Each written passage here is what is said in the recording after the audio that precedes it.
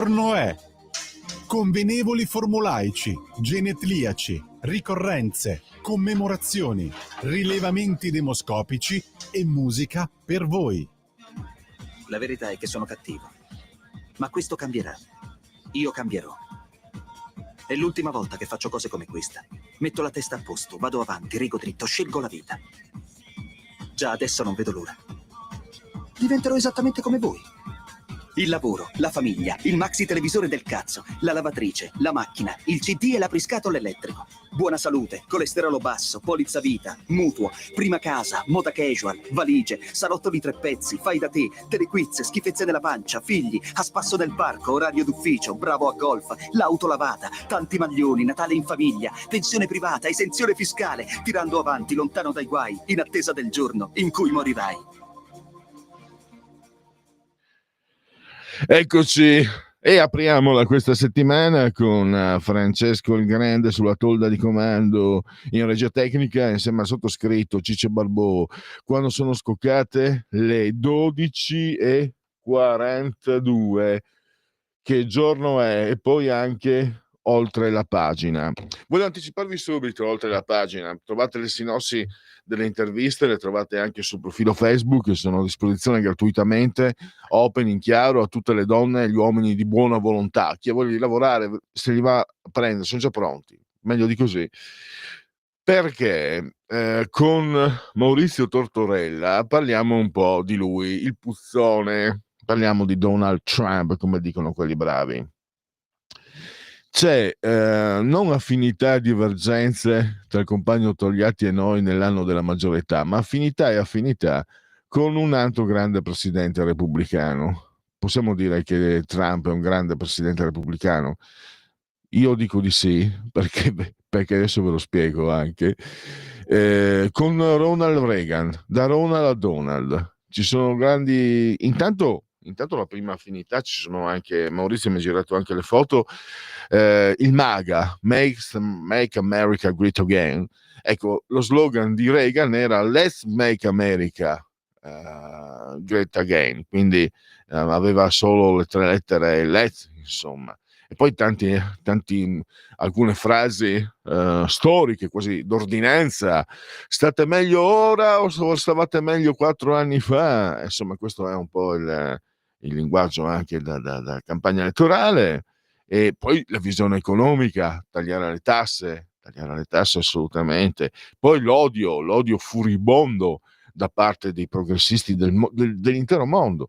Era molto odiato, anche se poi alla fine ha vinto la guerra fredda, ha disinnescato i sovietici, e con lui è finita la guerra fredda, col tanto deprecato Ronald Reagan. E in economia il suo affama alla bestia, famoso dei suoi economisti. Insomma, ci sono tanti punti, perché ho detto la simpatia. Io, sapete, dovrei farmi i fatti miei, ma io gioco a carte scoperte. Non ho simpatia per Donald Trump, anche se fossi cittadino americano sarei andato a votare per lui assolutamente, pur di fermare quegli altri insopportabili. Ma ieri, sapete, si è svolto il Super Bowl, no? La finale del campionato NFL di football americano, e c'era anche lei con le cosce d'ordinanza di fuori, c'era Taylor Swift. Si può dire che ha le cosce d'ordinanza di fuori, perché le mostra sempre, le ha sempre, non so, anche in Alaska a meno 25 lei ha con le cosciotte di fuori, e si va bene, benissimo. E io ero uno di quelli che dicevo, caspita, sapete quando lei ha fatto outing a favore della Kamala Harris, ho detto, mamma mia, cioè, perché lo sapete che Taylor Swift sposta i punti di PIL con i suoi concerti. È venuta, non so se aveva un concerto in Svizzera o a Parigi, e si è fermata 2 giorni sul lago di Como, si è presa così, già che c'era, si è comprata una villazza da milioni e milioni, già che c'era, lei può, chi può, chi non può, io non può. E pensavo che spostando il voto giovanile creasse malanni, niente da fare. Trump ha vinto addirittura anche in una maniera più netta di quanto non fosse previsto, e ieri era perché c'è il Moro. Qualcuno dice che non è vero niente, che è tutta una montatura, il suo moroso che gioca a football americano con i Kansas City Chiefs. Pare che non sia qualche pettegolezzo. Sapete, queste montature che a Hollywood le hanno fatte anche in passato, eccetera, eccetera, chi se ne importa.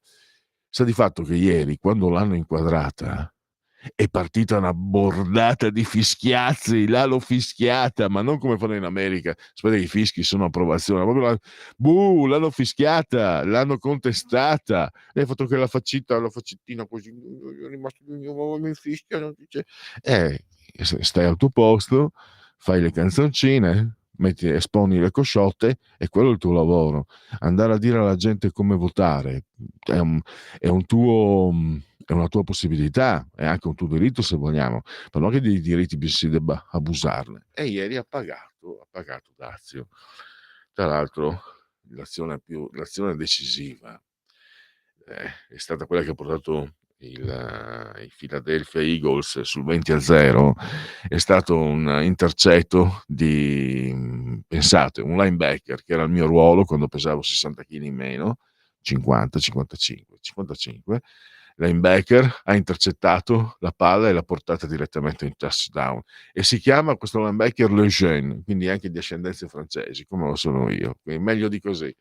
E poi un bellissimo verde, la maglia dei New England era veramente Eagles, era veramente bello. Ho detto Patriots, no, Eagles. Comunque anche quello ho toccato di vedere, insomma sta vincendo su tutta la linea, perché per esempio anche che il vento si è cambiato grazie a Trump, dobbiamo dirlo, non siamo obbligati, ma se c'è è giusto dirlo. Per esempio, vi ricordate la pugile, cos'era, tunisina marocchina, molto molto no, quella che alle Olimpiadi ha picchiato era Iran? Comunque sia, lo sapete che la polemica, perché per molti questa pugilatrice era un pugile, e infatti i suoi valori erano tali per cui ai mondiali non l'avevano accettata, alle Olimpiadi invece sì, ha vinto mi sembra anche una medaglia alla fine, e l'hanno escluso dai mondiali di box alla fine, e quindi quel suo senza nemmeno, mi è piaciuto perché senza nessuna enfasi, secco, asciutto, lapidario. Esistono solo due sessi, maschio e femmina. Pam, pam, due fucilate, pam, pam, e così. E vedete che gli altri alla fine, secondo me, stanno per essere seppelliti dalle loro stesse esagerazioni sconclusionate, e francamente fuori dalle grazie di Dio, fanatismo assoluto, inaccettabile, perché vuol dire anche eh, mettere in forza la libertà degli altri. È quella la questione. Poi ognuno può pensare quello che vuole.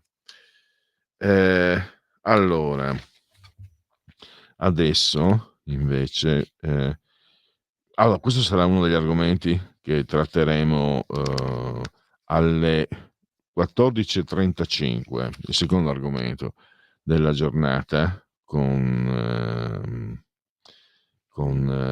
Maurizio Tortorella di Panorama. Invece, sempre per oltre la pagina, alle 13:35, parleremo di quello che è successo all'università. C'era un convegno, un incontro nei giorni scorsi, organizzato da giovani, alcuni rappresentavano la comunità ebraica, altri Forza Italia, perché c'era la commemorazione di un ragazzo giovane scomparso a gennaio, un giovane militante di Forza Italia, credo 25enne, e purtroppo è scomparso. E c'era anche nel confronto, come diciamo, Luca Palmegiani, giovane militante di Forza Italia, e c'erano comunque, il dibattito verteva sul sulle violenze che ci sono da parte dei pro-Pal, no? Gli estremisti di sinistra filo-palestinesi, filo-Hamas, che impediscono ogni manifestazione che non sia quella che loro vogliono, quella che loro permettono, e quindi si discuteva su questo. All'esterno delle aule dell'Università di Milano, Università degli Studi, c'erano i pro-Pal che manifestavano e volevano impedire questo convegno. E poi c'è stato, a un certo punto, c'è stato un'escalation di urla, eccetera, e quindi sono andati anche alcuni che partecipavano a questo convegno, sono andati a vedere, diciamo un po' di agitazione, non è successo nulla per carità, però quello che è passato, il messaggio che è passato è che la Digos avesse impedito ai pro-Pal di manifestare, balla totale, perché la verità è il contrario, erano i pro-Pal che non volevano che gli altri potessero riunirsi e discutere. E allora Nathan Greppi, che c'era, tra le altre cose, ci fa un riassunto di come sono andate le cose e di come stanno le cose. Questo è quindi il quadro generale per quanto riguarda oltre la pagina, che inizierà alle 13:35. Invece, per quanto riguarda che giorno è, vi segnalo che oggi è il 22° giorno di piovoso mese del calendario repubblicano, il 22° giorno di piovoso. Vi faremo sentire la proposta, ci saranno naturalmente copiosi i sondaggetti, i rilevamenti demoscopici, e ci saranno anche l'offerta musicale contro il mio credo, pur di accontentare i nostri ascoltatori, persino gli Iftiba, gruppo che detesto da sempre, perché oggi è il Genetliaco di Piero Pelù. Poi ci saranno un paio di brani fantastici di Paolo Fresu, la sua tromba magica, jazz a livello enorme, Jimmy Durante, un cantante italoamericano, e poi un gruppo che avevo perso di vista, che seguivo quando ero più giovane, gli Us Mamò, con una serie di canzoni, perché oggi è il genetriaco di Mara Redeghieri, che era la cantante, un po' la leader di questo gruppo. Tanto lei, Us Mamò è una parola emiliana, dialetto emiliano, è nativa però di Verbania. Non so altri dati biografici. Comunque questo è quello che vi aspetta sul fronte del che giorno è, che sta ormai per cominciare. Lo cominciamo ora con i convenevoli formulaici, ricordandovi che siete in simultanea con noi quando sono scoccate le 12:54. Francesco meravigliosamente sulla torre di comando energia tecnica, Cicce Barbò che vi sta parlando. Temperature interne ci dicono che la commissione interna ci dice che ci sono 24,9 gradi centigradi sopra lo zero, 8,9 invece esterni, 92% l'umidità, 1026,1 millibar la pressione. Come sempre non potrebbe essere altrimenti. L'abbraccio forte alla signora Carmela, alla signora Clotilde e alla signora Adrianangela, perché loro ci seguono, ma ci seguiscono anche, ve lo garantisco, dal canale 252 del digitale televisivo terrestre, perché questa è una radiovisione. Chi si abbona a Radio Libertà campa oltre 100 anni. Meditate, gente, meditate. E poi ancora, ve l'ho detto prima, il profilo Facebook, dove potete orientarvi tra le nostre trasmissioni, dove potete trovare le mie sinossi, le sinossi delle interviste che poi ascolterete. Inoltre la pagina a disposizione delle donne e degli uomini di buona volontà. Chi ha voglia di lavorare le ha là gratis a disposizione.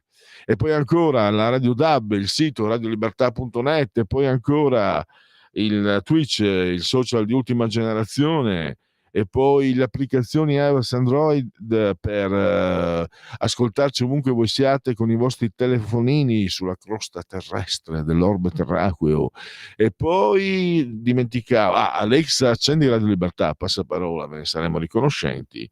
E se non sbaglio, targhe alterne, siamo anche su YouTube.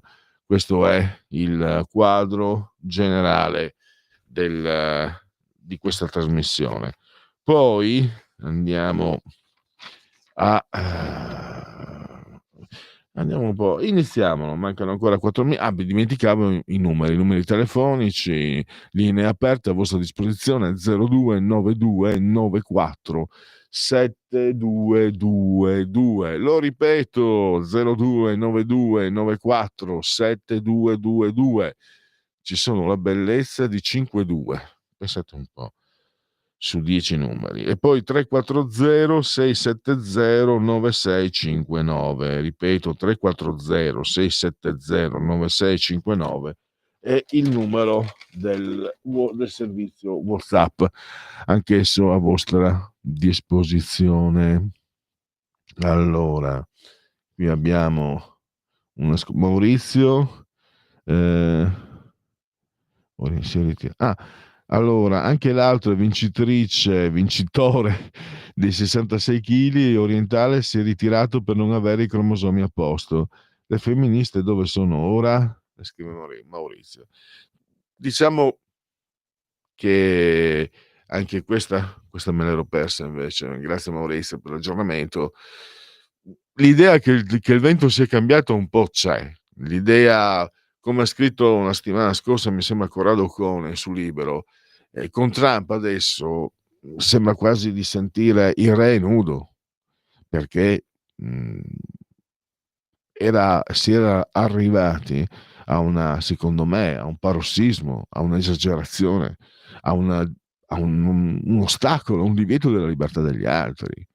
Davvero le evocate con Emanuele Mastrangelo di Centro Studi Machiavelli, no? Quante cose vi abbiamo fatto sentire da questi microfoni e non solo, insomma, cioè esagerazioni inaudite, gli attacchi a Trump che avrà tutti i difetti di questo mondo, ma sia adesso poi sono andati definitivamente a mal partito, no? Quindi ha stravinto, ha arcivinto e adesso si fa sentire anche la sua vittoria. E tra l'altro ci sarà anche un altro, domani ne parleremo con Silverio Allocca, le posizioni della Presidente del Consiglio Giorgia Meloni anche sul caso del comandante libico. Avete visto che poi l'Italia non ha firmato per la Corte internazionale, 79 paesi hanno firmato, l'Italia no. Guarda caso l'Italia sceglie di non firmare dopo che la Corte ha ha proclamato l'arresto di questo comandante libico appena entrato in Italia, e ha scorazzato per giorni e giorni in tutta Europa, entra in Italia, arrestatelo, no? Quindi la patata bollente, se si può dire. Salutiamo Francesco e subentra Sveva, sempre alla grande qui a Radio Libertà. Quindi ciao Sveva, dicevamo che questo comportamento della Corte internazionale, Corte di Giustizia, CP, insomma, è sembrato nocivo e dannoso, voler prendere di mira il governo italiano. Guarda caso, scegliendo di non firmare, sì, a sinistra hanno detto siamo isolati, ma però alla fine, signori, è sembrato quasi un atto dovuto. Ecco, secondo Silverio Allocca questo è anche un atto molto di aperto appoggio a Trump, perché anche Trump non ha firmato per la CPI, e quindi perché, qualcuno si è chiesto, Giorgia Meloni ha fatto tanto chiasso sul caso al-Masri. Poteva dire c'è l'interesse di Stato, viene prima l'interesse di Stato, chiudiamola lì. Invece ha fatto un grande can proprio poi per poter mettersi dalla stessa parte di Trump con tutto quel che ne potrebbe conseguire. 13:01, fermiamoci subito. Ehi tu, non trovi più il segnale di Radio Libertà sulla tua radio DAB? Non disperarti, risintonizza. Sì, ma come? È facile, tasto menu, poi scegli il tasto corrispondente alla ricerca automatica dei canali, attendi qualche minuto e tutte le stazioni DAB della tua zona saranno disponibili.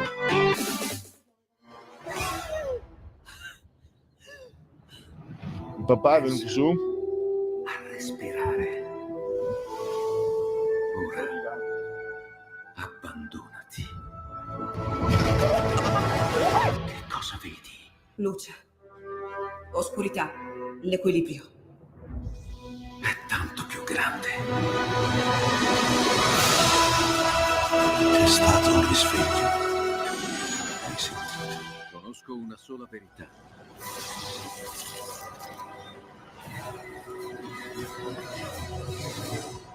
Movie Time ti fa entrare nel vivo del cinema, ti fa sentire come se fossi tu il protagonista del grande schermo.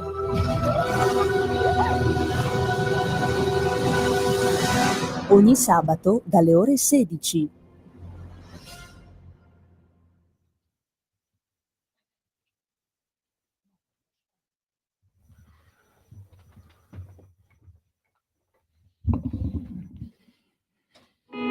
In quanti ti promettono trasparenza, ma alla fine ti ritrovi sempre con la bocca chiusa e non puoi dire quello che pensi. Radio Libertà non ha filtri né censure, ascolta la gente e parla come la gente.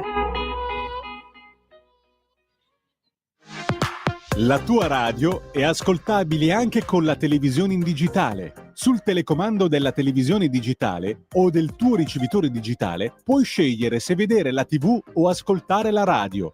Risintonizza i canali radio e troverai anche Radio Libertà, canale 252.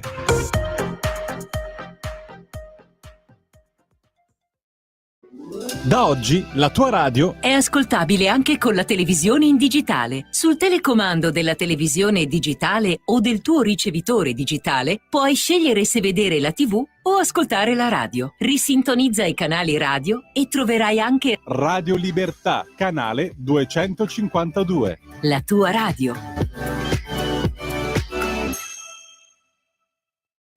Un nuovo modo per sostenere la tua radio. Visita radiolibertà.net. Ti basta un click e potrai versare il tuo contributo volontario direttamente online. Potrai donare con ogni tipo di carta di credito, anche prepagata. Ti aspettiamo online su radiolibertà.net. Sostieni la tua radio con il tuo contributo volontario. Radio Libertà. La tua radio. Diamo voce alla nostra gente.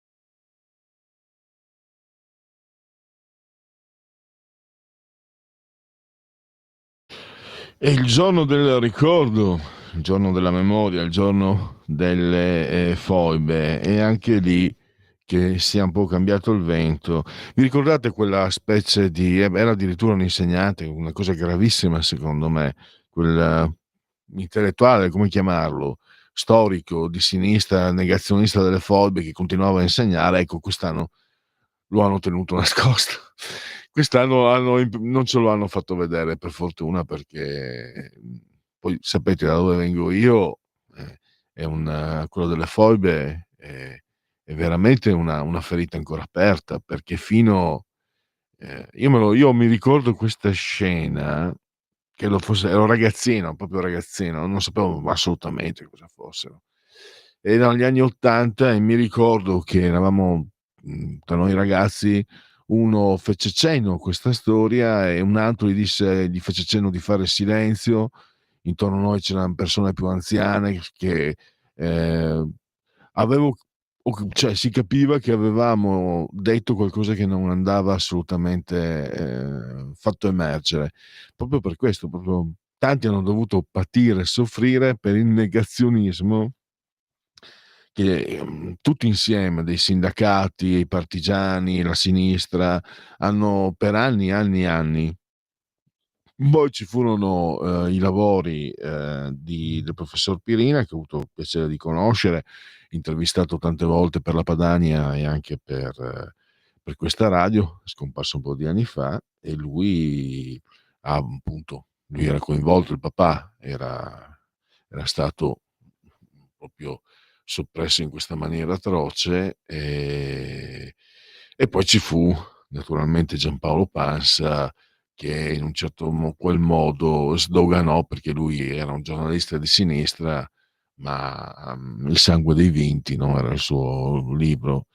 Tant'è Giampaolo Pansa a Bologna si vide impedire la presentazione del libro, comunque. Però questo, diciamo, a grandi, ma a livello dei massimi sistemi, sdoganò un tema che era davvero, guardate, se ci sono ascoltatori, io ho detto linee aperte e anche il WhatsApp a vostra disposizione. Se ci sono ascoltatori, io sono un boomer, se ci sono ascoltatori più anziani di me che hanno ricordi, volete comunicarli, a parte lo potete fare sempre, sempre e comunque, ma oggi è anche la giornata adatta. Poi potete, magari qualcuno può correggermi, può darsi che sto parlando di impressioni di 50 anni fa, 40-50 anni fa, perché poi invece grazie al professor Pirina, fine anni '80, primi anni '90, praticamente lui trovò, se non sbaglio, anche un prete che lo sostenne, avevano, delle trasmissioni clandestine praticamente, sto parlando fine anni '90, stava venendo fuori la Lega appena, trasmissioni radiofoniche clandestine per parlare delle foibe. Questo me lo ricordo bene. Qui stiamo parlando di non più di 50, stiamo parlando fine anni '80, primi 91, anche '92. E questo per dirvi, quanto questo fenomeno, sia la cattiva coscienza della sinistra mondiale, non solo italiana, in particolar modo italiana comunque. C'è una o due? Una telefonata, pronto, la parola chi ce l'ha? Sì, ciao Pierluigi, sono Walter. Io sono un ascoltatore del mattino perché il pomeriggio sono impegnato, per oggi sono riuscito ad accendere e ti ho sentito volentieri. Sulle foibe, che dire, hai già detto tutto te, però io in questi giorni ho finito di leggere un libro di Pietro Buscaroli che racconta in modo abbastanza particolareggiato di quello che successe alla fine, dopo il Trattato di Yalta, con i 2 milioni di sovietici o filosovietici che avevano combattuto nella Wehrmacht, tra i quali c'erano anche i cosacchi.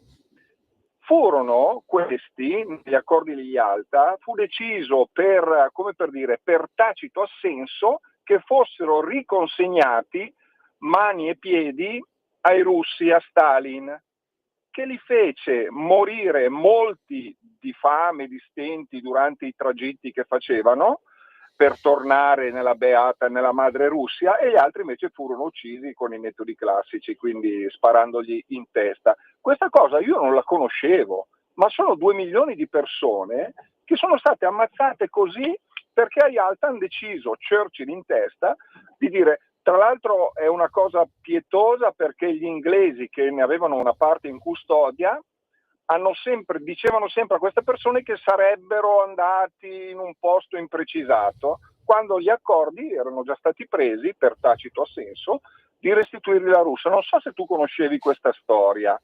No. È il libro La verità dei vinti di Pietro Buscaroli, che tra l'altro ho conosciuto come scrittore attraverso Cainarca, che ne ha letto alcuni brani di un libro, ed è una cosa mostruosa. Altra cosa che non conoscevo, scusami se mi dilungo, sono i bombardamenti effettuati a fine guerra, dopo la firma dell'armistizio, che furono eseguiti su molte città, Dresda in particolare, ma tutti quei bombardamenti e quegli attacchi mirati anche dell'aviazione alleata, in quel momento inglese-americana, su moltissime città italiane.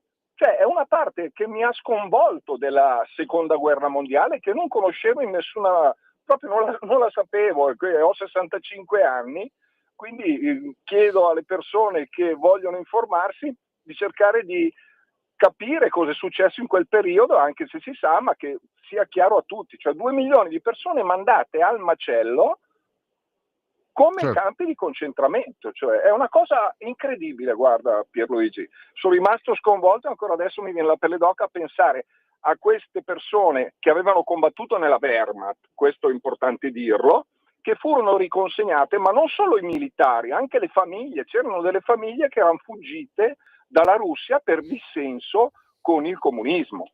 È una roba allucinante, non so se tu la conoscevi, ma volevo dirtela, tutto qua. Va benissimo. Grazie Walter, queste telefonate servono anche per mettere in condivisione notizie che non... No, io conoscevo la vicenda dei prigionieri italiani, coloro che non andarono a Salò, ma si rifiutarono di combattere contro i tedeschi e contro gli americani, voglio dire, quindi alla fine furono trascinati nei campi di prigionia. Anche quello è un capitolo poco conosciuto delle privazioni che hanno dovuto subire. Avevo letto tanti anni fa la biografia proprio di un sopravvissuto. Sono 2 telefonate, allora non facciamo aspettare oltre. La parola chi ce l'ha? Pronto? Buongiorno signor Pellegrini, Lisetta. Buongiorno. Allora, signor Pellegrini, voglio vedere oggi, a riguardo delle foibe, l'argomento che sta trattando lei, cosa farà il signor Mattarella, perché per la Shoah ha fatto più del dovuto. Vediamo oggi cosa dirà naturalmente e cosa farà a riguardo delle foibe. Sono proprio curiosa.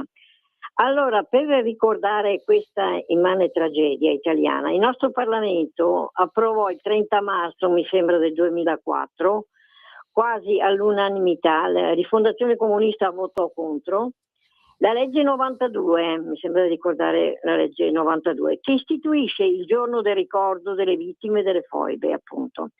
Come data per la commemorazione fu scelta quella del Trattato di pace che nel 1947 stabilì il confine tra l'Italia e la Jugoslavia, il 10 febbraio appunto oggi. E i fatti, signor Pellegrini, dicono che le foibe furono una tragedia nazionale. Preservarne la memoria, secondo me, non è un atto politico, è un dovere di giustizia. La saluto e buona giornata. Grazie alla signora Lisetta, sto leggendo proprio dall'ANSA. Mattarella, da Tito, spietata violenza contro gli italiani, sulle foibe occultamento della storia. Cerimonia al Quirinale, ricordo non sia ripresa di divisioni. Serve una riconciliazione. Meloni, ricordare è un dovere di verità e giustizia. Non so se c'è ancora un'altra telefonata. Sì, allora parola chi ce l'ha? Pronto? Ciao Pellegrini, sono Marco da Mantova. Ciao. Sicuramente la pubblicazione inerente al discorso della fine della seconda guerra mondiale di Pansa è quello che tu hai detto, ma ce ne sono altri di libri. Io me li sono letti, Sconosciuto 1945, La guerra civile italiana 1943-1947, nel quale vengono ricostruiti fatti e misfatti commessi dai partigiani rossi e anche dall'esercito liberatorio, cioè statunitense. Però tutto questo viene naturalmente nascosto in Italia. Ultima cosa, allora bene Trump, che pare che stia rovesciando le cose nel suo paese, secondo me sarà molto più complicato in Europa, in quanto negli Stati Uniti il discorso lo comanda il business, quindi l'ideologia viene messa da parte, ma qui in Europa invece l'ideologia è molto più forte e avremo secondo me un bel po' di problemi a rovesciare le cose o comunque a cambiare le cose, perché lo vediamo ancora adesso, la parte socialista che governa ancora l'Europa di venire a più miti consigli non ne vuol proprio sapere. Secondo me rischieremo parecchio, perché quando c'è di mezzo l'ideologia la gente non ragiona, ma segue proprio la propria ideologia, e chi ha il potere in mano non lo vuole mai mollare. Ciao Pellegrin, grazie. Grazie anche a Marco da Mantova. Si dice, no, che di solito in Europa e in Italia quello che succede negli Stati Uniti avviene con qualche anno di ritardo.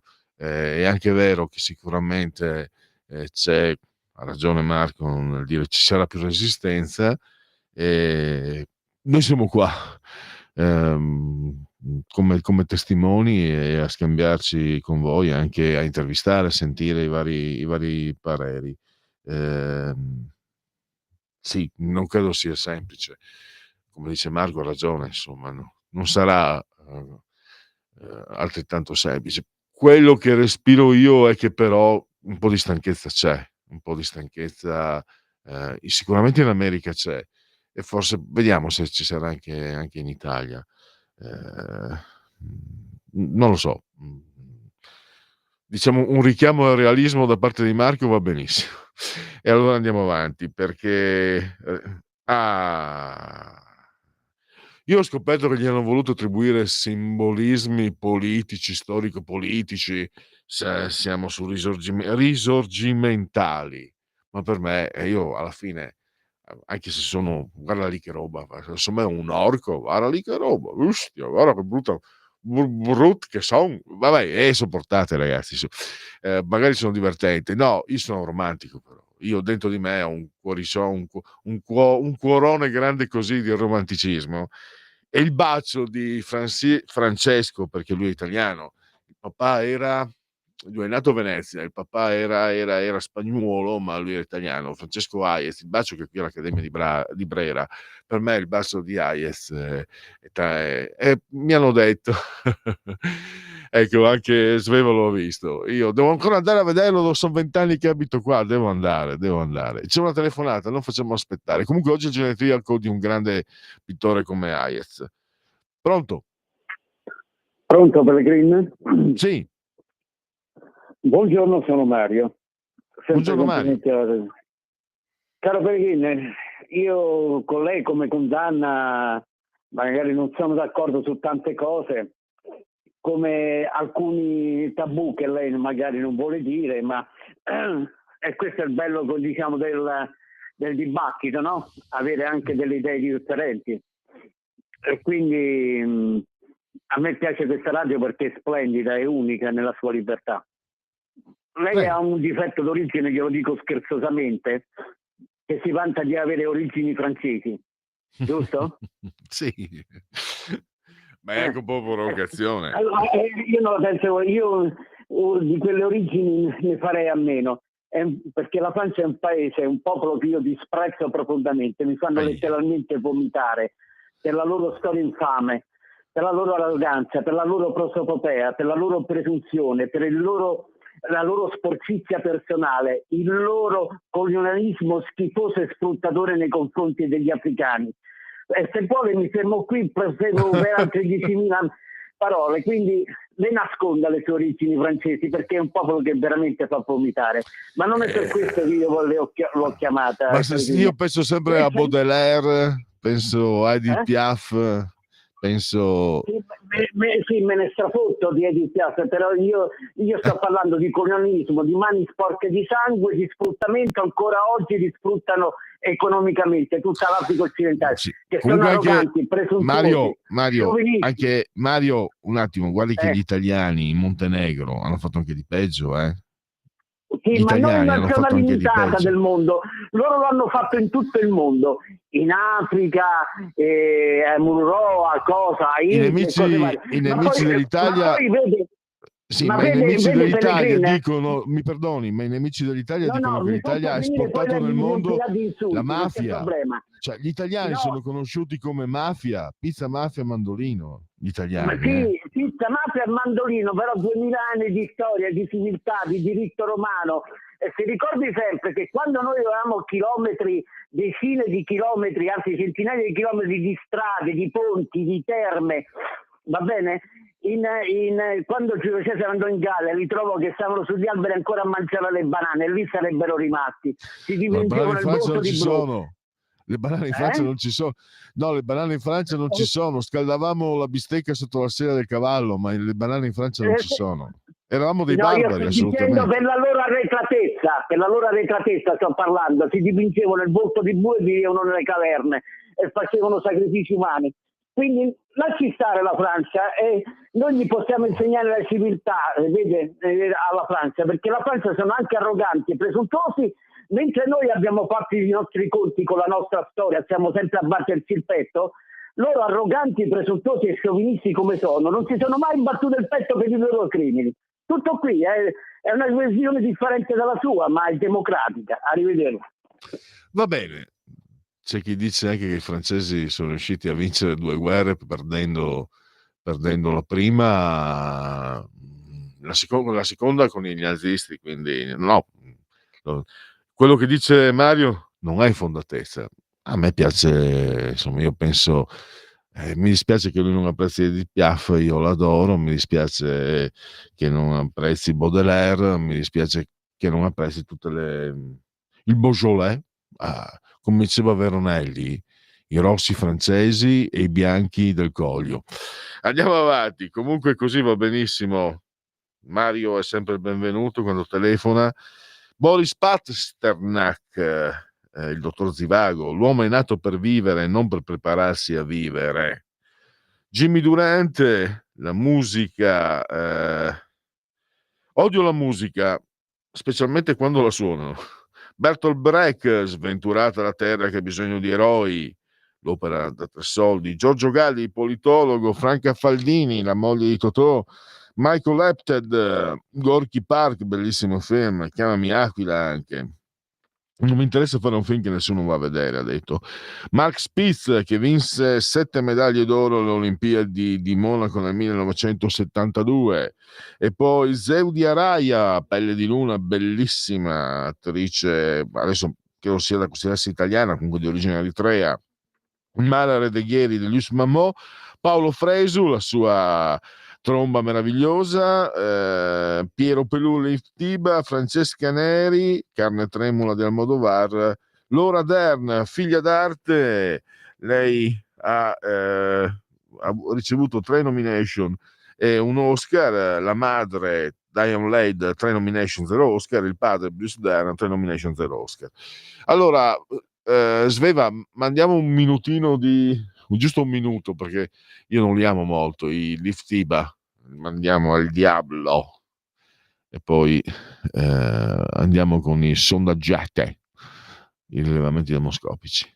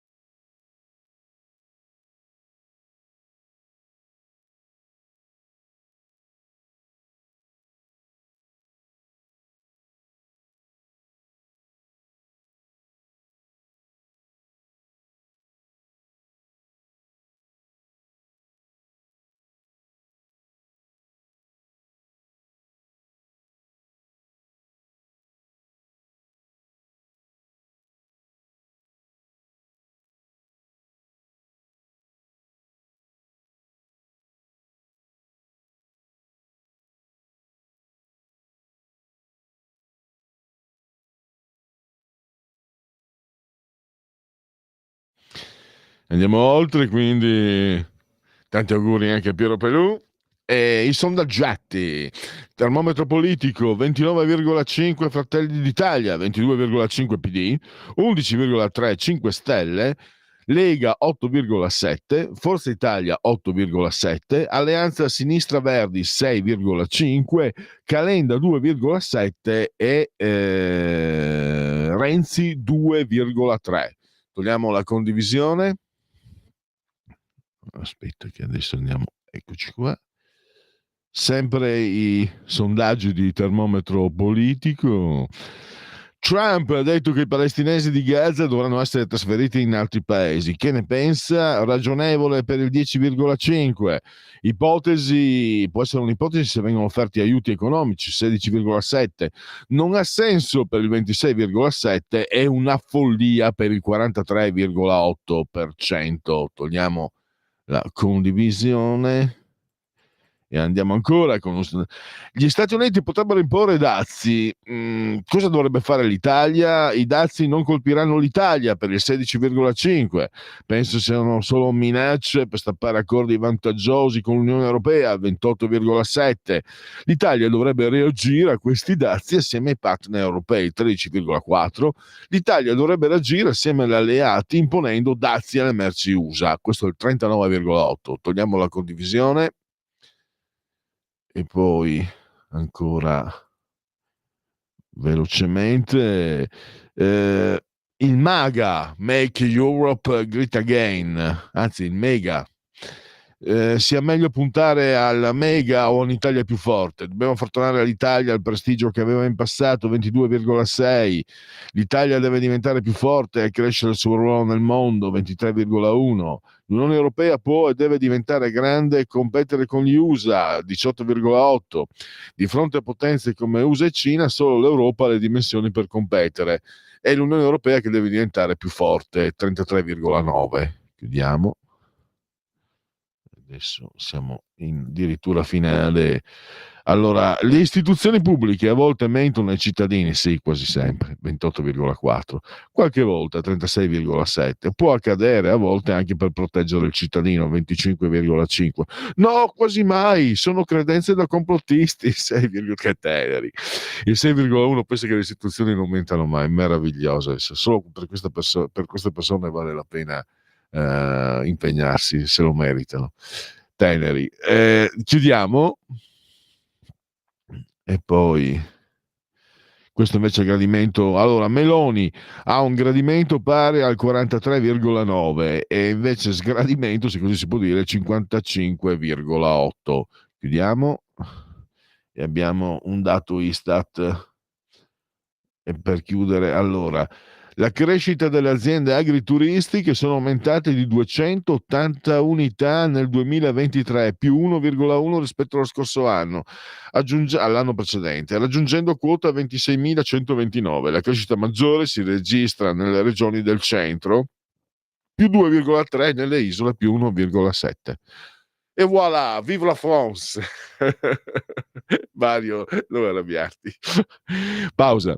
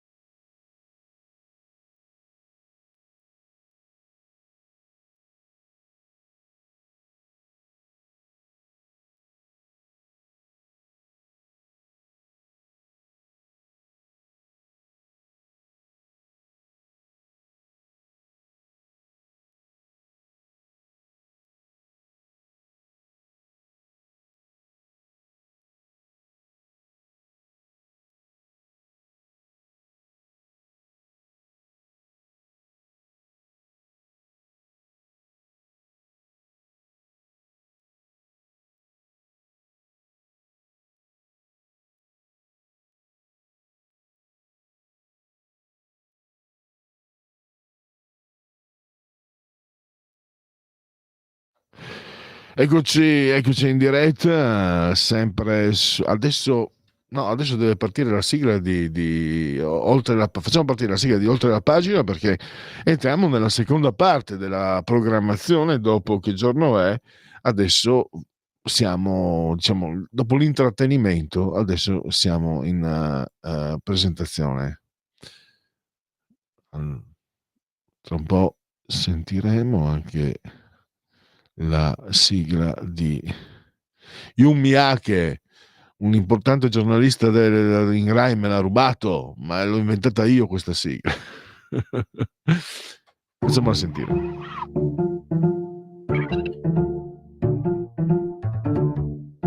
Va ora in onda Oltre la pagina.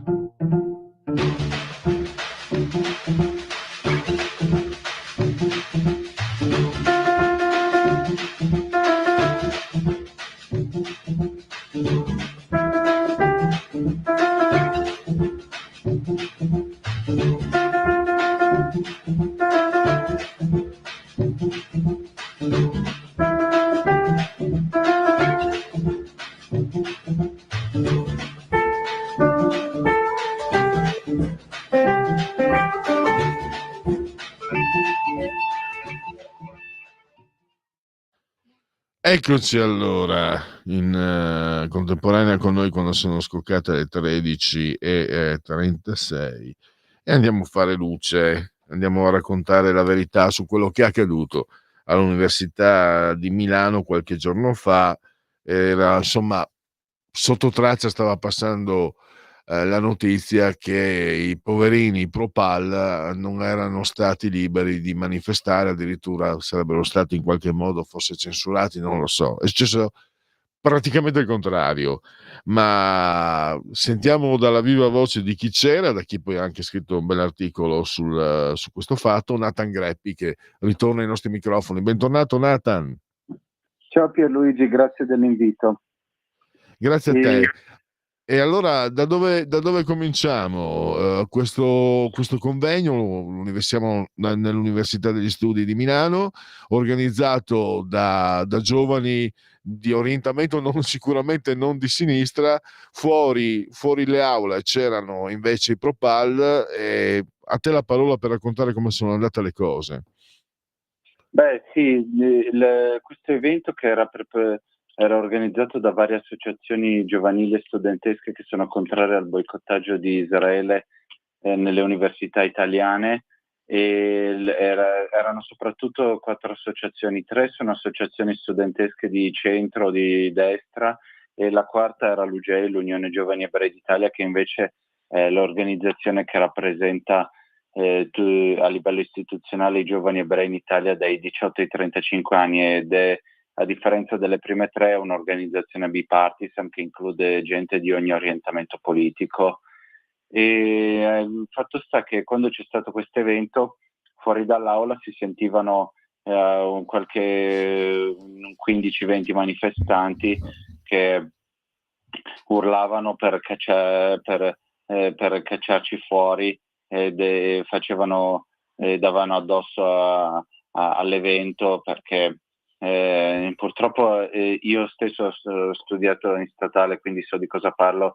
Certi collettivi di estrema sinistra nelle università tendono a sentirsi un po' i padroni e a non ammettere voci contrarie alla loro narrazione. Basta vedere l'intervista che ha rilasciato uno di loro al TGR Lombardia dopo l'evento. Ha accusato gli organizzatori dell'evento di difendere un popolo genocida, cioè neanche uno Stato, ma accusavano l'intero popolo israeliano di essere genocidi, a parte il fatto che non c'è un genocidio, ma poi questi di estrema sinistra, poi da come l'hanno riportata certi media nei video che sono apparsi su YouTube e su certi siti, sembrava quasi che noi li avessimo tenuti fuori dall'aula, quando invece loro hanno cercato di entrare con la forza, bloccati dalla Digos,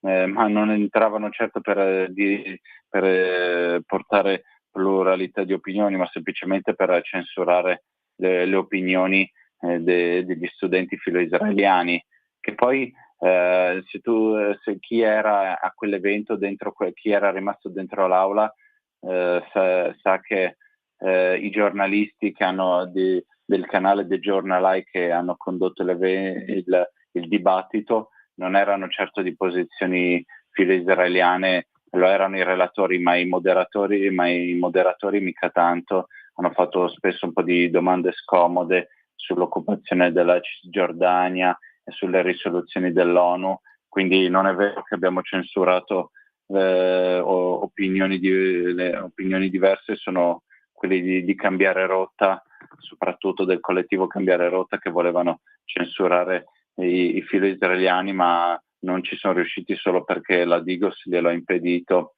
Poi al termine dell'incontro, c'è da dire che al termine dell'incontro alcuni dei presenti sono rimasti nell'aula perché un rappresentante dei collettivi pro-Pal avevano chiesto di mandare qualcuno dei loro a parlare.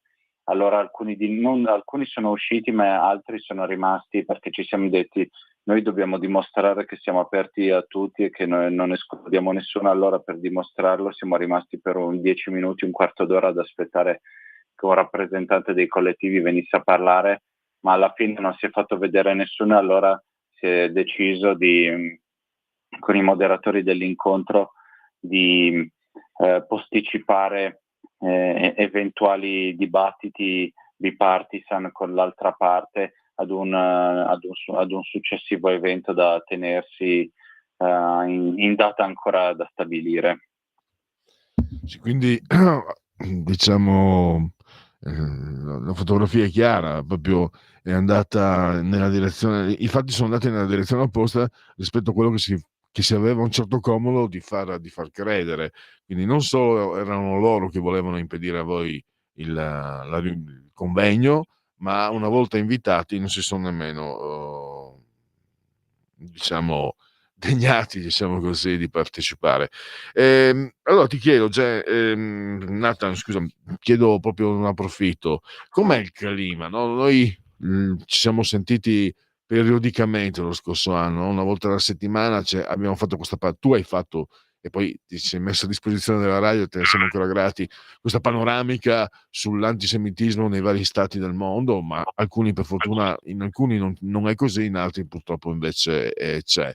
Adesso volevo capire anche, con questi primi accordi, con questa tregua, poi qualcuno ha detto ma io ho paura che non servirà, leggevo dei titoli eccetera, vedendo gli ostaggi come sono ridotti, fortuna che vengono rilasciati, cioè chi è pro-Pal dovrebbe farsi un esame di coscienza vedendo la bestialità con la quale non solo il 7 ottobre ma anche adesso si vede, sembrano veramente scampati dai campi di concentramento queste povere persone. Fortuna che sono libere, fortuna, dobbiamo anche rallegrarcene, però volevo capire un resoconto, tu che poi la vivi da dentro. Mi ricordo anche, mi aveva anche colpito che ci dicevi che insomma ci sono magari persone, amici, diciamo conoscenti, che magari prima del 7 ottobre parlavano con te in una certa maniera, invece adesso no, perché insomma perché gli ebrei sono tutti dei genocidi per costoro. Siamo alla follia. Come stanno le cose dal tuo punto di vista, Nathan? Ma tu parlavi di esame di coscienza, io se posso permettermi, io temo che un serio esame di coscienza non se lo faranno mai. Purtroppo in certe aree politiche, non serve ti dica quali, purtroppo sono abituati sempre a puntare il dito contro le colpe degli altri e mai a pensare alle proprie.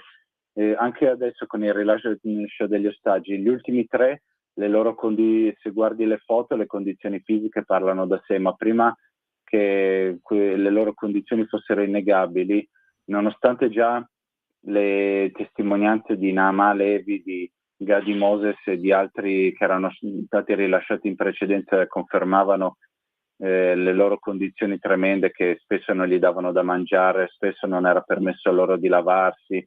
Addirittura un Moses, che è il più anziano degli ostaggi rilasciati finora, è stato trattenuto per 12 ore al caldo sotto gli uffici della Croce Rossa a Gaza, e mentre le ragazze erano trattenute sotto gli uffici dell'UNRWA, e questo ti dà anche da pensare a come certe ONG, certe organizzazioni in teoria umanitarie, spesso di umanitario c'hanno meno di quello che si pensa, ma prima che queste condizioni fossero evidenti, c'erano molti influencer pro-pal che dicevano gli ostaggi israeliani escono ingrassati in buone condizioni, i nostri detenuti dalle carceri israeliane invece stanno male, che poi è una cosa tremenda, a parte il fatto che questa cosa degli ostaggi ingrassati, come si vede, era una palese fake news, infatti ora non li senti più parlare,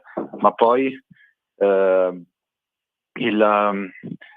anche questa cosa che certi media stanno facendo, tipo ne ho visti anche sul TG7 o su Sky News, gente che metteva sullo stesso piano gli ostaggi israeliani e i detenuti palestinesi, come se ci fossero ostaggi da entrambe le parti.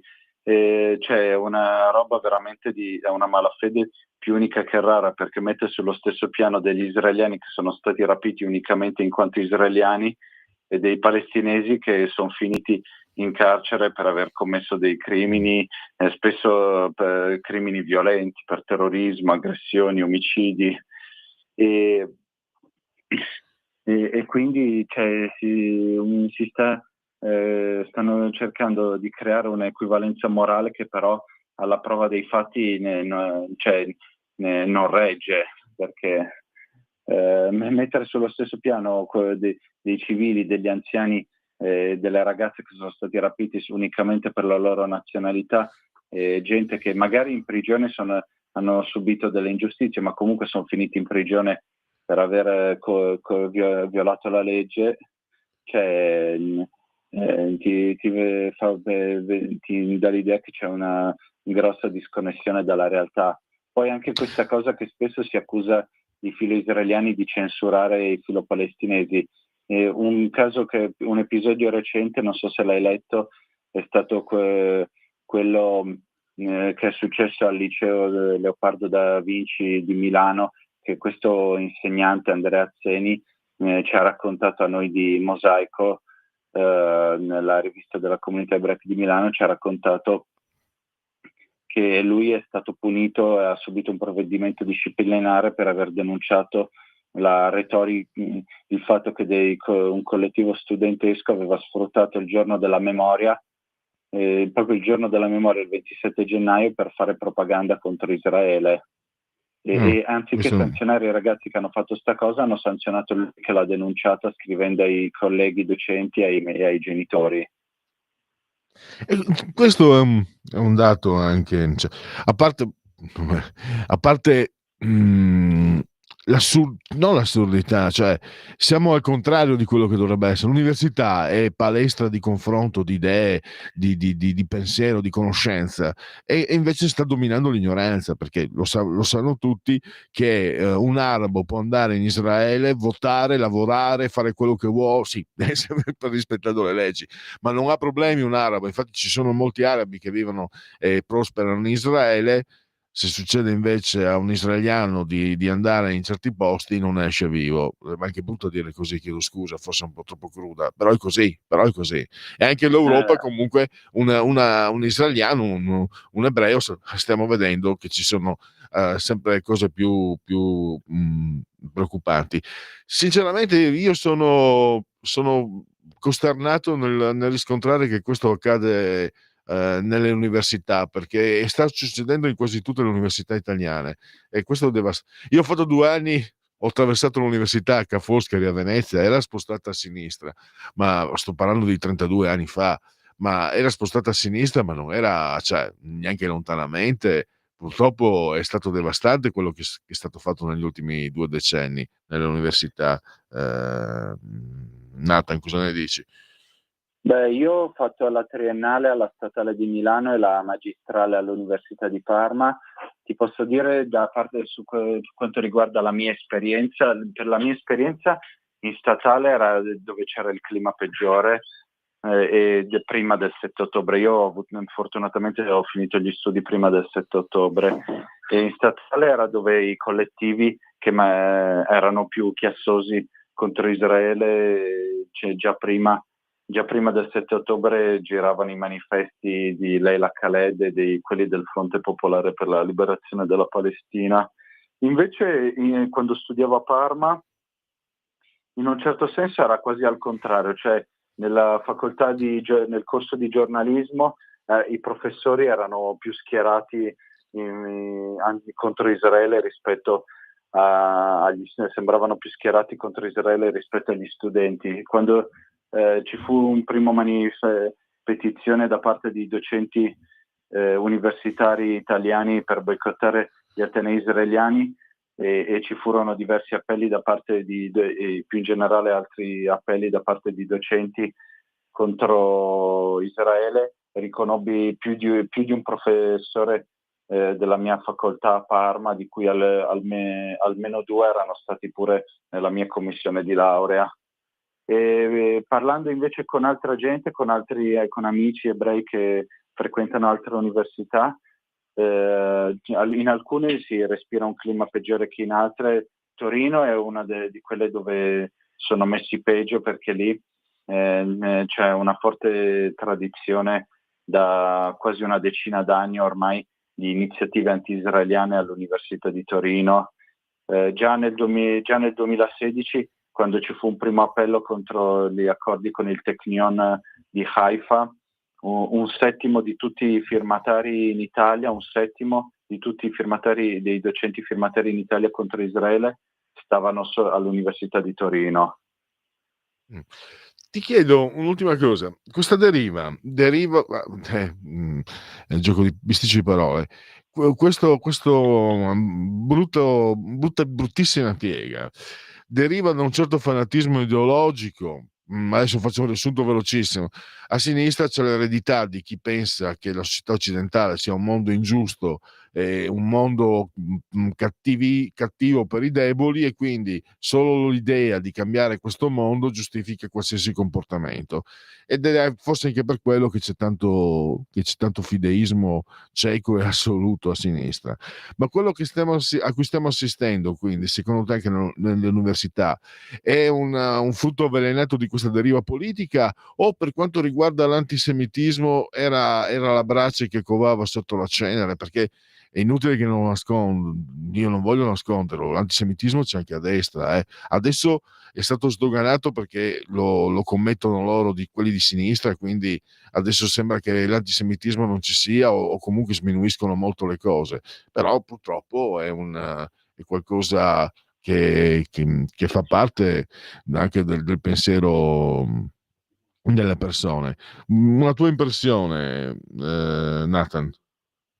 Beh, il sentimento anti-occidentale c'è assolutamente, varie derive terzomondiste o decoloniali, come le chiamano loro, spesso sono diventate una foglia di fico per giustificare l'odio nei confronti di Israele, ma non solo di Israele, che infatti certi appelli a cancellare Israele dal fiume al mare ricordano un po', per chi ha masticato un po' di storia, come la sinistra gioiva quando centinaia di migliaia di Pied Noir vennero cacciati dall'Algeria, dove vivevano da più di 100 anni, e quando l'Algeria divenne indipendente dalla Francia, o il modo tremendo in cui trattarono come si chiamano, gli istriani Giuliano Dalmati in fuga dalle loro terre, quando i titini presero il controllo e fecero quelle foibe. Già che ne parliamo, visto che oggi è il giorno del ricordo, infatti oggi fai benissimo, ne abbiamo anche parlato prima. Ci sono testimonianze degli esuli istriani alla stazione di Bologna, presi a sassate dai comunisti che li trattavano come traditori. Tempo fa io ho ascoltato la testimonianza di un esule che era bambino all'epoca, Piero Tarticchio, che lui ci raccontò che quando arrivarono, che lui era ancora bambino, alla stazione di Bologna, i ferrovieri comunisti versarono versarono sui binari il latte che andava dato ai bambini davanti agli occhi di questi esuli che erano affamati e stanchi. E purtroppo per decenni la sinistra ha continuato a negare questa cosa, tanto che io conosco un giornalista, Daniele Moro, che lui negli anni '80 scriveva per Patria Indipendente, che è la rivista dell'ANPI, e però fu cacciato dalla rivista dell'ANPI perché lui ebbe il coraggio di riconoscere la veridicità storica delle foibe, scrivendoci anche un saggio in lingua inglese in merito. Cioè a sinistra, è vero, l'antisemitismo in termini puramente statistici è più diffuso a destra, ma a sinistra è più subdolo perché sono più bravi a mascherarsi dietro belle parole come lotta contro l'oppressione, lotta per l'uguaglianza, che dietro queste belle parole a volte però si nascondono dei lati non proprio belli e ne hanno fatto di queste lotte quasi come se fossero delle divinità, e chi come Daniele Moro riconoscendo le foibe, o chi come cerca di riconoscere le ragioni di Israele va contro queste loro narrazioni, viene bollato come se fosse un eretico, un blasfemo. Adesso mi permetto un'osservazione un po', anche se vogliamo superficiale, un po' di pancia. Quello che mi sorprende è che a sinistra non hanno mai un pentito, mai uno che chieda scusa, mai uno che dica abbiamo sbagliato. No, loro vogliono sempre avere ragione, anche quando hanno preso questo ricordo orribile. Io non lo conoscevo, quello che hai raccontato del latte, hai fatto bene a ricordarlo. Non c'è né uno che chieda scusa per come i comunisti hanno trattato gli esuli giuliani. Uno che prenda uno storico, un esponente del PC, che dica abbiamo sbagliato, ci vergogniamo, anzi, addirittura quando qualcuno racconta la verità dei fatti, e anche quando qualcuno è dei loro, come era Giampaolo Pansa, vanno a impedirgli di manifestare. Quello che mi disarciona da ogni possibile ragionamento. Scusate, sei più giovane, forse sei più, come dire, hai più comprensione di me, non lo so. Io diventando vecchio comincio ad essere anche un po' stufo. Cosa ne pensi? Beh, così poi loro spesso tendono a non voler ammettere le proprie colpe. Anche sull'Iran oggi, soprattutto dopo la prigionia di Cecilia Sala, adesso molta più gente contro l'Iran pubblicamente rispetto a prima, e da quando sono scoppiate le manifestazioni femministe di Donna e Vita Libertà, solo che quelli di sinistra che le sostengono spesso tendono a dimenticare volutamente, probabilmente, il fatto che quando ci fu la rivoluzione islamica in Iran nel 79, molti comunisti, molti socialisti in Occidente tifavano per Khomeini, tifavano contro per i Pasdaran.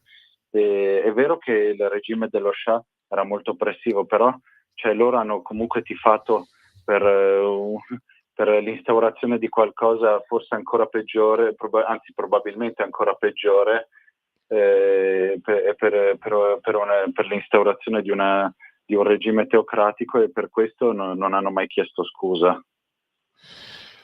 E con questo possiamo concludere, dobbiamo concludere perché siamo arrivati al termine dello spazio a disposizione. Ringrazio ancora Nathan Greppi e a risentirci a presto, Nathan. Grazie mille Pierluigi, a presto.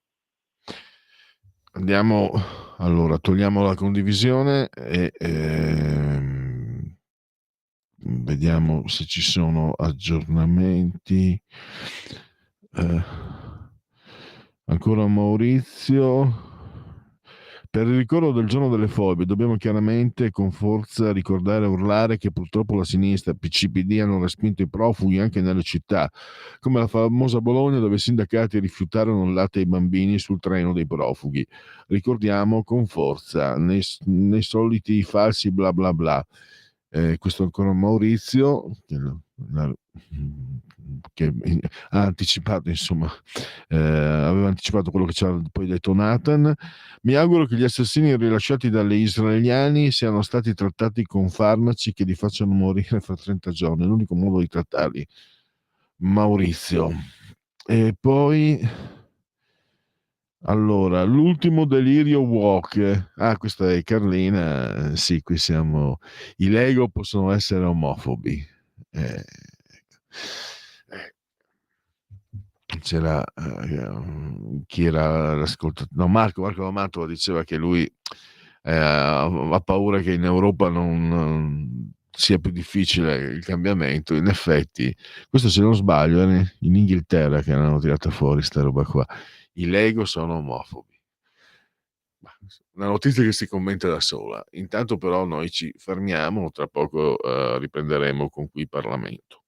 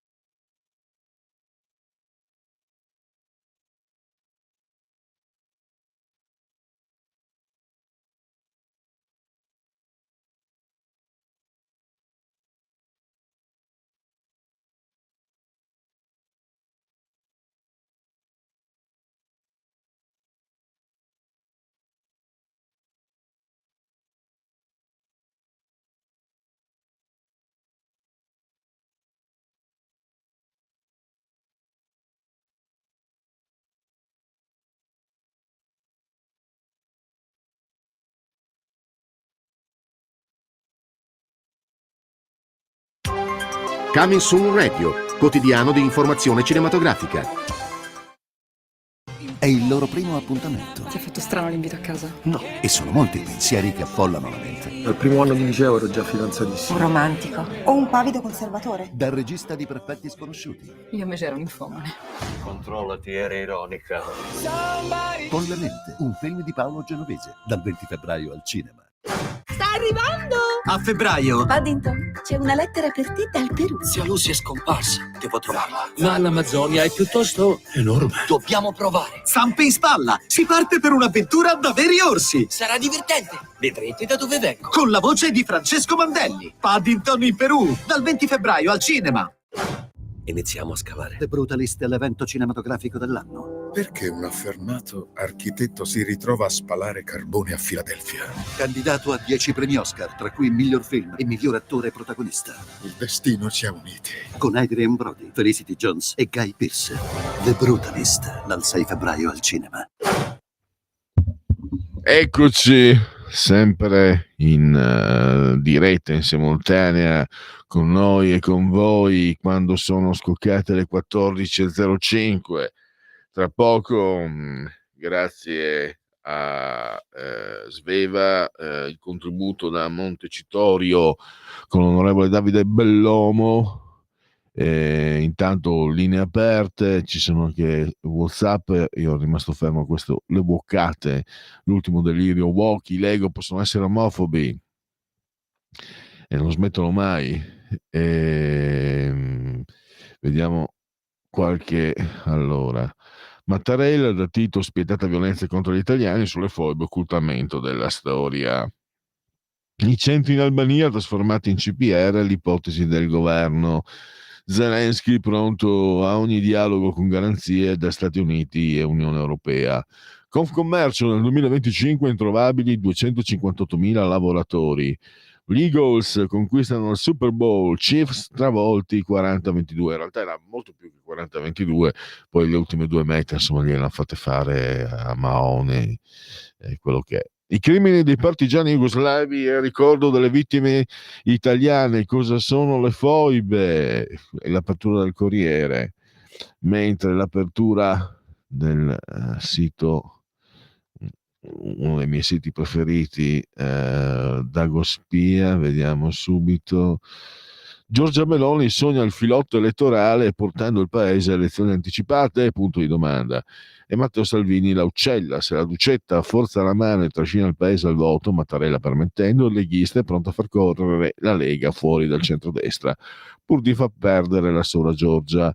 Le 2 strade di Salvini per risollevare le sue sorti, sbattersi per il 3° mandato dei governatori e tenere Zaia in Veneto evitando una scissione, e sedurre gli elettori con la rottamazione delle cartelle esattoriali, alla faccia del vice ministro meloniano Leo. In 200 chiedono indennni agli ex manager della Juventus per il caso plusvalenza e oltre agli azionisti chiedono il risarcimento da Andrea Agnelli, Pavel Nedved, Maurizio Arriva Bene, Fabio Paratici, anche il Codacons e il fondo libico, la FICO. Nessuna delle parti civili ammesse potrà avanzare richieste sull'attuale assetto societario del Club bianconero. E allora ci fermiamo per dare la parola a qui Parlamento, la sigla, Tommaso Bellomo, e poi tra qualche minuto di nuovo qui in diretta con noi e con voi. Qui Parlamento.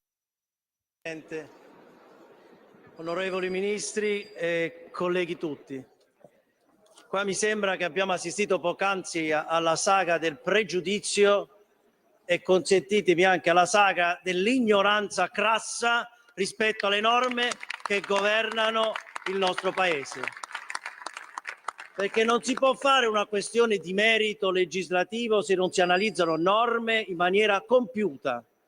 E qui siamo di fronte a magistrati di 40 anni, a un prefetto della Repubblica che oggi governa tutti i prefetti, che hanno come unica base del proprio lavoro il rispetto delle regole e il rispetto delle norme. E questo prescinde dal merito delle accuse, perché credo che non ci sia nessuno in quest'Aula che non può rimanere inorridito di fronte al merito delle vicende che riportano il soggetto libico come accusato di gravi reati. E dico accusato di gravi reati. Dico questo perché dalla relazione del Ministro di Giustizia noi apprendiamo in maniera evidente che sono stati commessi dal punto di vista normativo delle cose completamente sbagliate, perché il rispetto assoluto della norma, che è la 237 del 2012, e quando dico il pregiudizio è perché l'intervento di chi mi ha preceduto ha letto un intervento, lo ha letto senza neanche ascoltare ciò che il ministro ha detto con compiutezza rispetto alle norme che si è dovuti e che il ministro doveva e deve rispettare. La 237/2012 è una cosa diversa rispetto all'arresto che avviene attraverso un mandato di cattura internazionale, perché il mandato di cattura internazionale prevede la possibilità degli organi di polizia giudiziaria di arrestare e quindi chiedere poi la convalida al giudice di questo arresto attraverso il procuratore generale. La norma del 237/2012 prevede che il ministro di giustizia legga gli atti, li veda gli atti, non una trasmissione pura e semplice, dopodiché li trasmette al procuratore generale della Corte di Appello, il quale, analizzando gli atti, richiede o meno l'arresto e il giudice, analizzando gli atti, provvede eventualmente all'arresto. Quindi non è un passacarte il Ministero di Giustizia. La collega che mi ha preceduto dovrebbe vedersi tutte le sentenze della Corte Europea Penale, tutta la norma che prevede la cooperazione tra lo Stato italiano e il mandato di cattura europeo, perché questo è quello che deve fare il Ministro di Giustizia. Sarei stato il primo suo accusatore nel momento in cui avesse arrestato il più grave dei criminali, il peggiore dei criminali, non rispettando la norma. Perché la forza di uno Stato non risiede nella sua capacità di agire solo perché riteniamo che la giustizia sia arrestare una persona che riteniamo apoteticamente colpevole, ma nel rispetto delle regole. E la legittimità del rispetto delle regole si fa a poco alla volta, perché uno Stato di diritto si mantiene così. E due persone del calibro del Ministro di Giustizia e del prefetto Piantedosi, che è lì per fare in modo che le norme, anche quando non ci piacciono, siano rispettate. E quindi che cosa è accaduto nel rispetto appunto di quelle norme?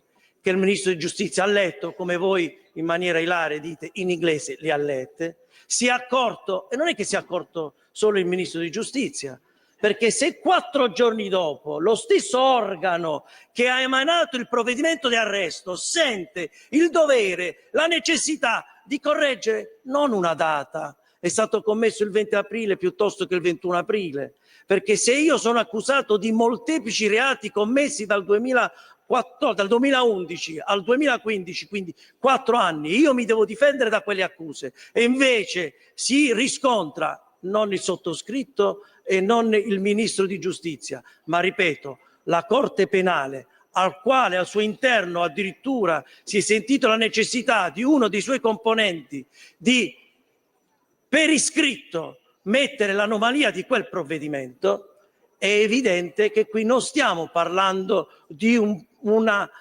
lesione di poco momento. E quindi nel momento in cui si è studiato di domenica e in inglese, li ha studiati sì, nella lingua in inglese, e non ha accampato nessuna scusa in ordine al fatto, era solo...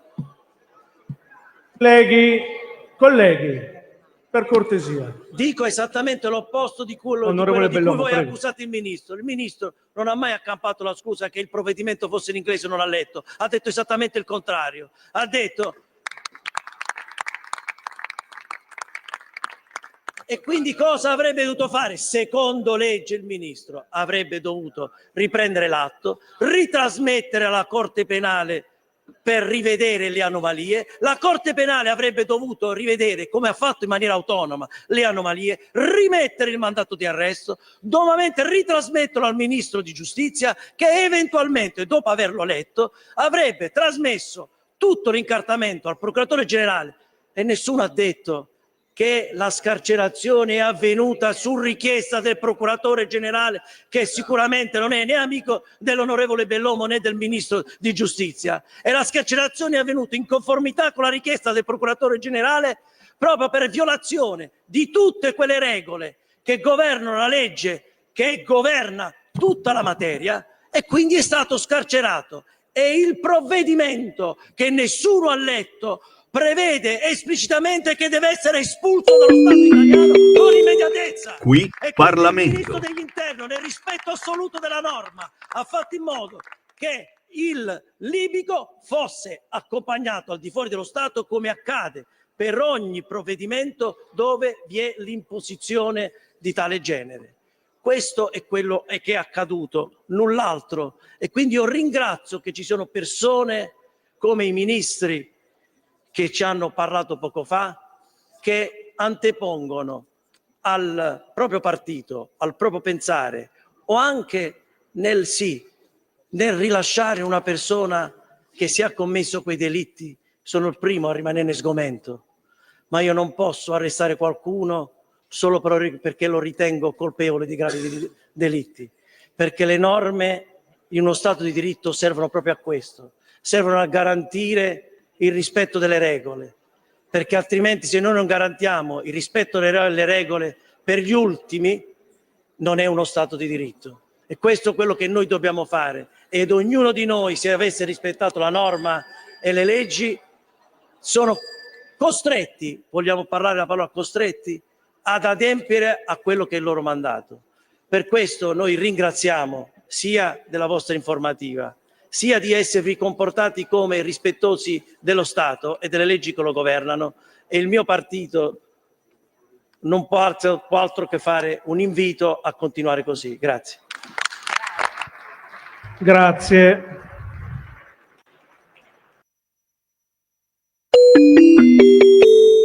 Qui Parlamento. Eccoci di nuovo in diretta. Vediamo allora.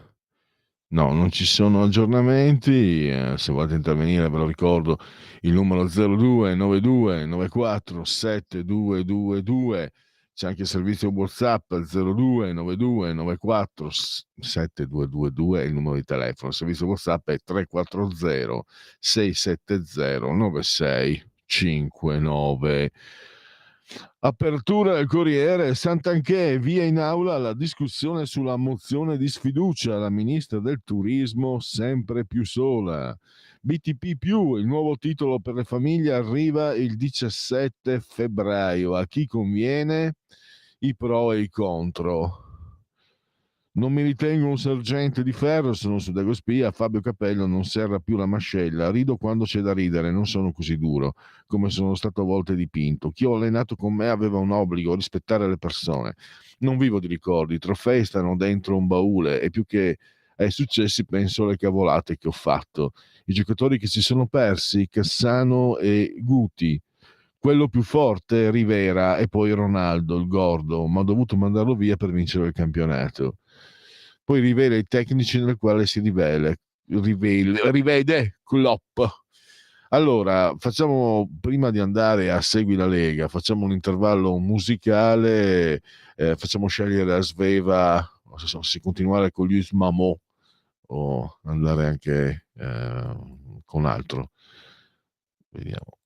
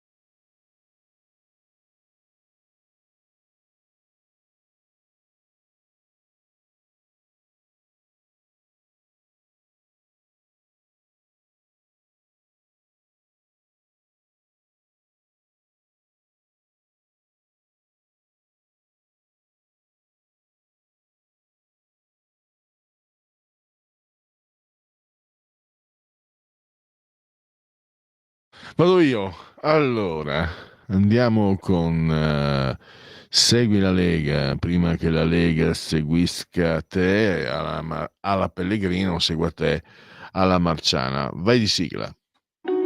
Segui la Lega è una trasmissione realizzata in convenzione con La Lega per Salvini Premier. Sono sul sito legaonline.it, scritto legaonline.it. Quante cose si possono fare su questo sito? Sostenere le forze dell'ordine con la vostra firma. Difendiamo chi difende gli italiani, raccolta firme a sostegno delle forze dell'ordine, delle proposte della Lega nel DDL sicurezza. Quindi sempre al loro fianco per la nostra sicurezza, carabinieri, polizia, e quindi ne abbiamo anche parlato, abbiamo anche fatto delle interviste al riguardo, e sempre comunque un tema all'ordine del giorno. Poi c'è il calendario delle feste, assolutamente, sempre in legaonline.it, le feste della Lega, e poi naturalmente la possibilità di iscriversi nelle piazze in rete. Allora, come ci si iscrive? È molto semplice, molto facile, molto lineare. Si versano 10 euro, lo si può fare anche tramite PayPal, senza pensare nemmeno che sia la necessità che siate iscritti a PayPal. Poi il codice fiscale, gli altri dati richiesti, e alla fine vi verrà recapitata la magione per via postale. Ma se di mezzo ci sono le poste italiane, io raccomando ampi, profondi e calorosi gesti apotropaici alle femminucce, ai maschietti, a tutti i sessi previsti e anche a quelli non previsti, perché io sono inclusivo, la tessera Lega Salvini Premier. Poi andiamo avanti, il gesto, la scelta di autocoscienza e di autodeterminazione civica, il 2 per 1000 sono soldi dello Stato, ma noi perlomeno abbiamo questa chance, questa opportunità, indicare allo Stato dove spendere quei soldini. In questo caso, lo sapete, questo è un redazionale della Lega, e noi veramente con cuor contento vi indichiamo il D43. Il tuo sostegno vale il 2 per 1000, una scelta libera a difesa dell'Italia in Europa. Nella tua dichiarazione dei redditi scrivi D43, non ti costa nulla, e questo è molto importante. Sono soldi che altrimenti restano nella cassa dello Stato. Quindi qui potete veramente aiutare le vostre idee. D43, il D di Domodossola, il 4 come i fantastici della Marvel, e i 3 il numero perfetto, sempre e comunque il numero perfetto. E poi andiamo a vedere le apparizioni radio-televisive di loro, gli eroi della Lega e i suoi politici. E andiamo a vedere subito. Oggi pomeriggio alle 17:15 Massimo Garavaglia nella rubrica Economia Sky TG24, 17:15, 5:15 del meriggio. Meriggiar pallido sorto, economia. Isabella Tovaglieri, sempre oggi, un po' più tardi, alle 18:05, la potete ascoltare, Rai Radio e vedere anche, Caterpillar, Rai Radio 2, no, ascoltare, Radio 2. Isabella Tovaglieri, l'europarlamentare leghista, 18:05. E poi ancora il presidente della Commissione Attività Produttive, Alberto Gusmeroli, parteciperà questa sera a una trasmissione storica di Radio Rai, Zapping, Rai Radio 1 alle 19:50, inventato e creato da Gino Santalmassi.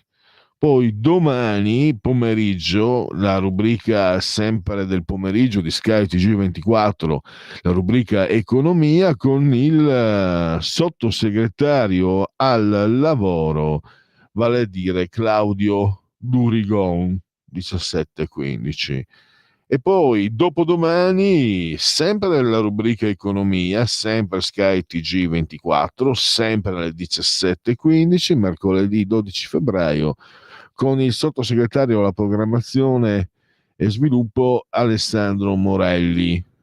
E poi credo che sì, con questo mi sembra che abbiamo concluso il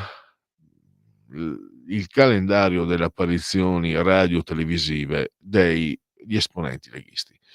Allora, adesso abbiamo ancora qualche minuto.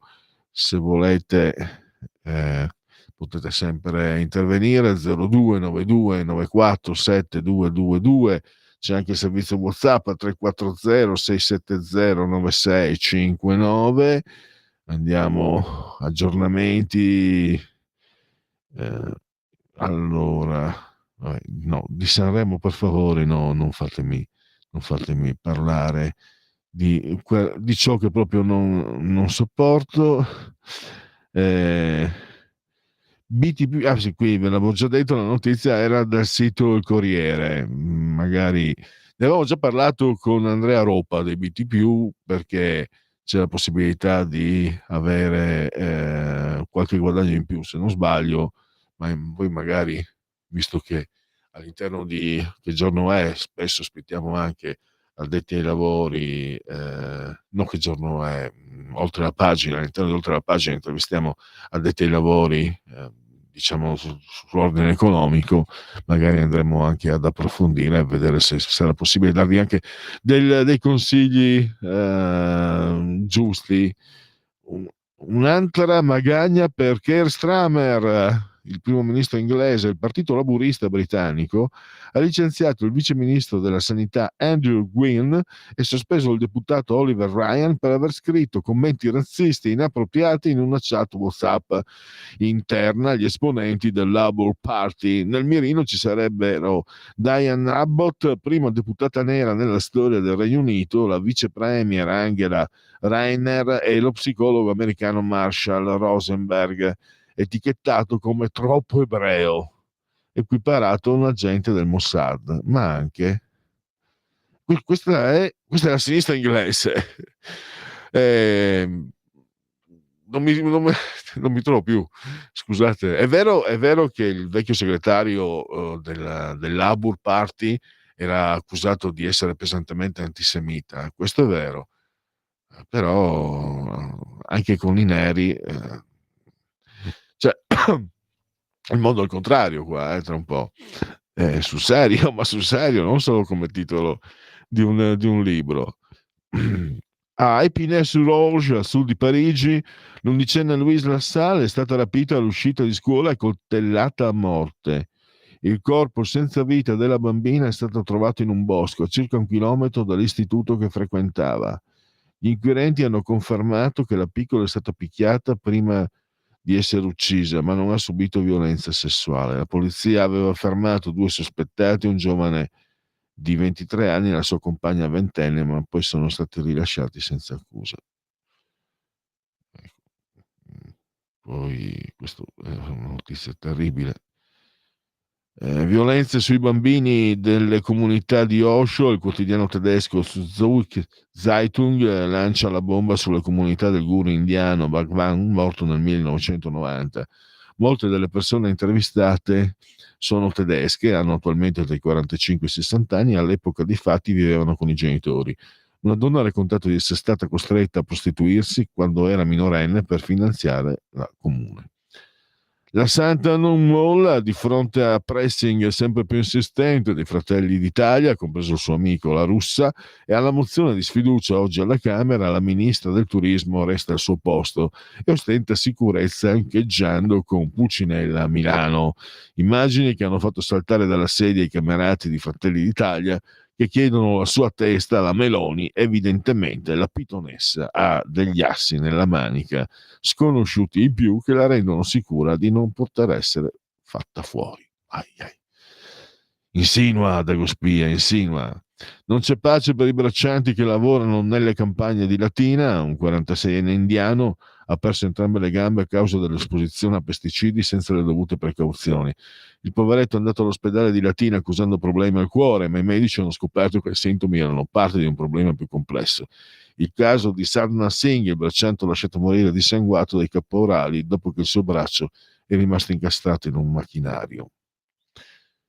Il delirio quotidiano di Elon Musk. Questa volta il miliardario chetaminico se la prende contro le storiche testate Radio Free Europe, Radio Liberty, siamo noi, e Voice of America, finanziate dallo Stato e che la Tesla di Cocco vuole chiudere.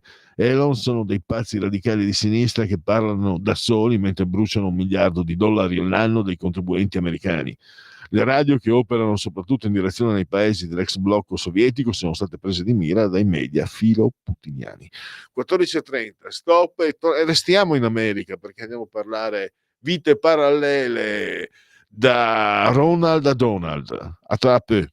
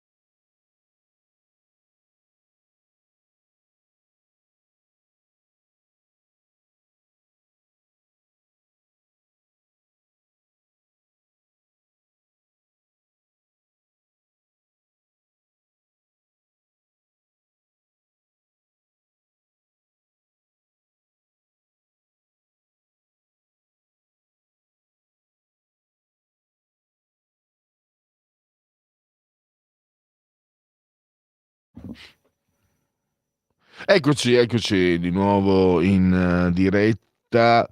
Non so se c'è la pubblicità. Allora, mandiamo la pubblicità e poi chiamiamo il prossimo ospite. Lo amiamo perché ci offre sempre le cose più buone e naturali. Linea Alberto Acerbis. Allora, buongiorno care amiche, buongiorno cari amici di Radio Libertà, da Alberto Acerbis. Allora, voglio darvi 2 consigli, a parte che dopo tanti e tanti anni sapete bene che per noi Natale è un momento importante perché c'è l'olio nuovo, c'è la raccolta delle olive e c'è il Natale.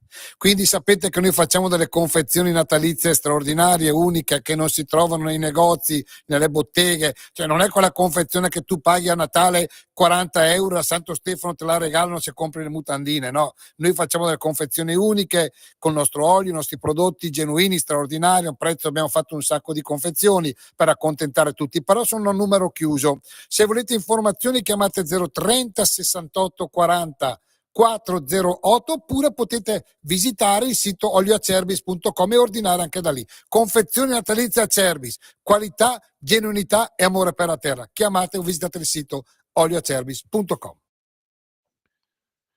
Di nuovo in diretta e adesso andiamo a parlare delle vite parallele da Ronald a Donald. Sorella tosse, perché davvero ci sono molti punti di contatto tra questi 2 presidenti, oltre chiaramente all'origine repubblicana, cioè all'appartenenza repubblicana. C'è una cosa che io non sapevo, e l'ho scoperta leggendo questo articolo di Maurizio Tortorella su Panorama, che trovate fino a mercoledì in edicola online. Entrambi, sia Ronald Reagan che Donald Trump, da giovani votavano a sinistra. Robe da matti, come dicono qui a Milano. In realtà questo è un aspetto, ma ce ne sono tanti. Anche lo slogan, questo MAGA, Make America Great Again, Reagan aveva Let's Make America Great Again. Lasciate stare il mio inglese, io lo sapete, sono madrelingua francese, va bene? Allora, intanto fatemi salutare e dare il bentornato ai nostri microfoni Maurizio Tortorella. Benvenuto Maurizio. Pronto? Pronto, mi senti Pierluigi? Ecco, Io ti sento sì, benissimo. perfetto, adesso ti sento. Volevo Allora, ringraziarti, grazie per questo invito ovviamente. grazie a te. E tra l'altro tutto il giornale, a partire dalla copertina, si parla di Donald Reagan. Senti, prima di darti la parola, perché sono davvero tante le affinità tra i 2 presidenti, da Ronald a Donald. Una domanda. Avendolo giocato da giovane, sono un super appassionato, pesavo 60 kg in meno però, e ero linebacker come Lejeune, che ieri ha fatto l'intercetto che ha dato la svolta alla partita del Philadelphia contro Kansas City. Ieri sta cambiando il vento, Maurizio, perché io non ci credevo, ma la Taylor Swift era lì con i suoi cosciotti d'ordinanza, il suo moroso che giocava nel Kansas City, ed è stata fischiata. Io non ci potevo credere, c'è una che sposta il PIL quando fa i concerti ed è stata fischiata. È cambiato il vento culturalmente, è così forte quello che porta con sé Donald Trump, quindi? Beh, guarda, che stia cambiando il vento mi pare abbastanza evidente. Anche in Italia, se pensi che molte aziende, anche grandi società, penso a grandi assicurazioni per esempio, che fino a pochi mesi fa facevano del D&I, cioè della Diversity and Inclusion, un loro credo, come un po' ideologico, devo dire, non che ci sia nulla di male nel difendere i diritti civili, non è questo che sto dicendo, ma c'era molto ideologico e un eccesso di attenzione a certi temi. Sto pensando ai bagni per i terzi generi, insomma quelle esagerazioni un po' assurde sotto certi aspetti. Bene, stanno facendo tutti marcia indietro, quindi evidentemente basta che alcuni eccessi vengano contenuti, diciamo così, negli Stati Uniti, e evidentemente qualche cosa arriva anche altrove. Devo dire, la battaglia è lunga, perché se pensi che adesso a Londra c'è un museo che propone di eliminare dal Lego il meccanismo che incastra i pezzettini del Lego, perché rappresenta qualcosa di patriarcale, in quanto è un sistema di incastro maschio-femmina, oggettivamente la strada è ancora lunga, ma insomma è già qualcosa. Allora, mi senti? Io ti sento bene, perfetto. spero che tu senta altrettanto bene me. Benissimo, sì, adesso ti sento bene. Allora, da dove possiamo cominciare? Anche del fanatismo contrario, perché io mi ricordo che Reagan non si era mai visto, forse Nixon, ma francamente ero troppo giovane anche per ricordarmi bene, ero un ragazzino, ma Reagan fu molto detestato, odiato anche dalla sinistra europea. Questo può essere, ma soprattutto direi che l'attinenza principale è l'economia. Certo, Reagan era considerato un attorucolo, in realtà era stato il governatore della California per qualche anno, già sotto i repubblicani, quindi aveva qualche esperienza importante di amministrazione e di governo. Però fu considerato un attorucolo, uno totalmente un prestato alla politica, uno incompetente che non capiva niente. Lui ad un certo punto incominciò a sostenere la teoria di Laffer. Io non so se tu ricordi, Laffer era un economista americano che sosteneva che aveva la teoria della famosa curva di Laffer, cioè che all'abbassarsi della pressione fiscale il gettito aumentava, che è una regola, una legge, una norma, una parte importante dell'idea liberale, no? È evidente, l'economia senza tasse corre più velocemente e complessivamente produce più ricchezza. Quando Reagan incominciò a dire che avrebbe applicato quella norma, cioè un alleggerimento del fisco all'economia americana, lo presero tutti per i fondelli. Non bisogna dimenticare che era il 1981 quando lui, il gennaio dell'81 quando andò al governo, quindi tutta l'economia e la politica economica del mondo era intrisa di socialismo, se non addirittura di collettivismo, prevaleva ovviamente Keynes, tutta una scuola completamente diversa. Ebbene, Reagan nei suoi 9-10 anni riuscì a ottenere dei risultati in campo economico che tutte le amministrazioni democratiche non erano riuscite a ottenere. Non solo, è un dato storico e inconfutabile che sotto le due amministrazioni Reagan gli abitanti neri degli Stati Uniti hanno ottenuto il miglioramento economico più intenso e più forte in tutta la storia degli Stati Uniti. Quindi ottenne delle conquiste che non furono conquiste destinate esclusivamente alla parte più abbiente della popolazione, ma si diffusero tra tutti gli abitanti degli Stati Uniti, soprattutto nelle fasce economiche più deboli. Ma fu comunque contrastato come un pericoloso reazionario, un assassino di poveri, un distruttore di sindacati. Reagan aveva un'idea liberale dell'economia, quella che sotto certi aspetti e con forse maggior forza ancora sta applicando Milley in Argentina e poi applicò Margaret Thatcher a suo tempo in Gran Bretagna. Affamare lo Stato, che si è rivelata come affamare la bestia, dicevano. Sì, la bestia, affamare la bestia, è vero. Che è lo Stato, appunto. Che è lo Stato. Sembra proprio esserci anche il contesto, sembra, oltre ad avere, tra l'altro tu hai messo nel tuo articolo, attenzione, come personaggi sono diversi, Reagan molto affabile, invece Trump è piuttosto aggressivo, ma diciamo come linee economiche sono molto simili.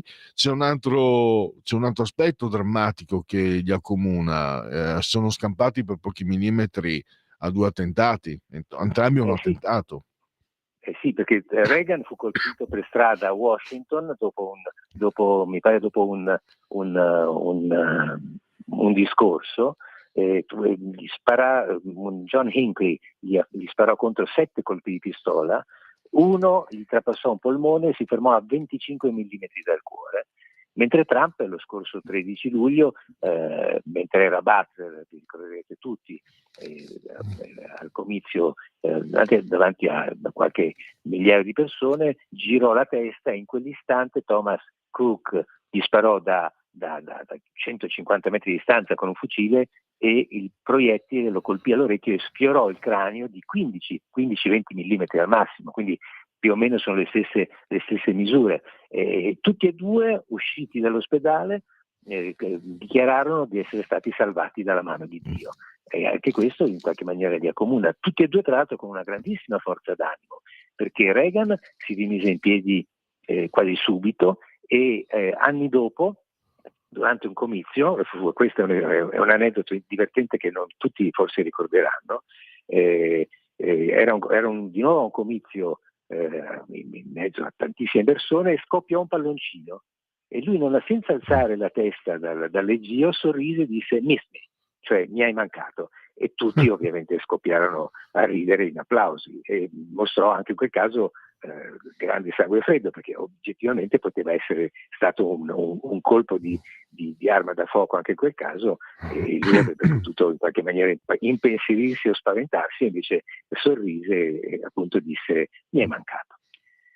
E poi c'è la politica estera, perché magari ce lo siamo dimenticati, ma con Reagan inizia, intanto vince l'impero del male, quindi l'Unione Sovietica la vince praticamente, ma porta la pace, poi si arriva alla pace, e quindi un grande merito.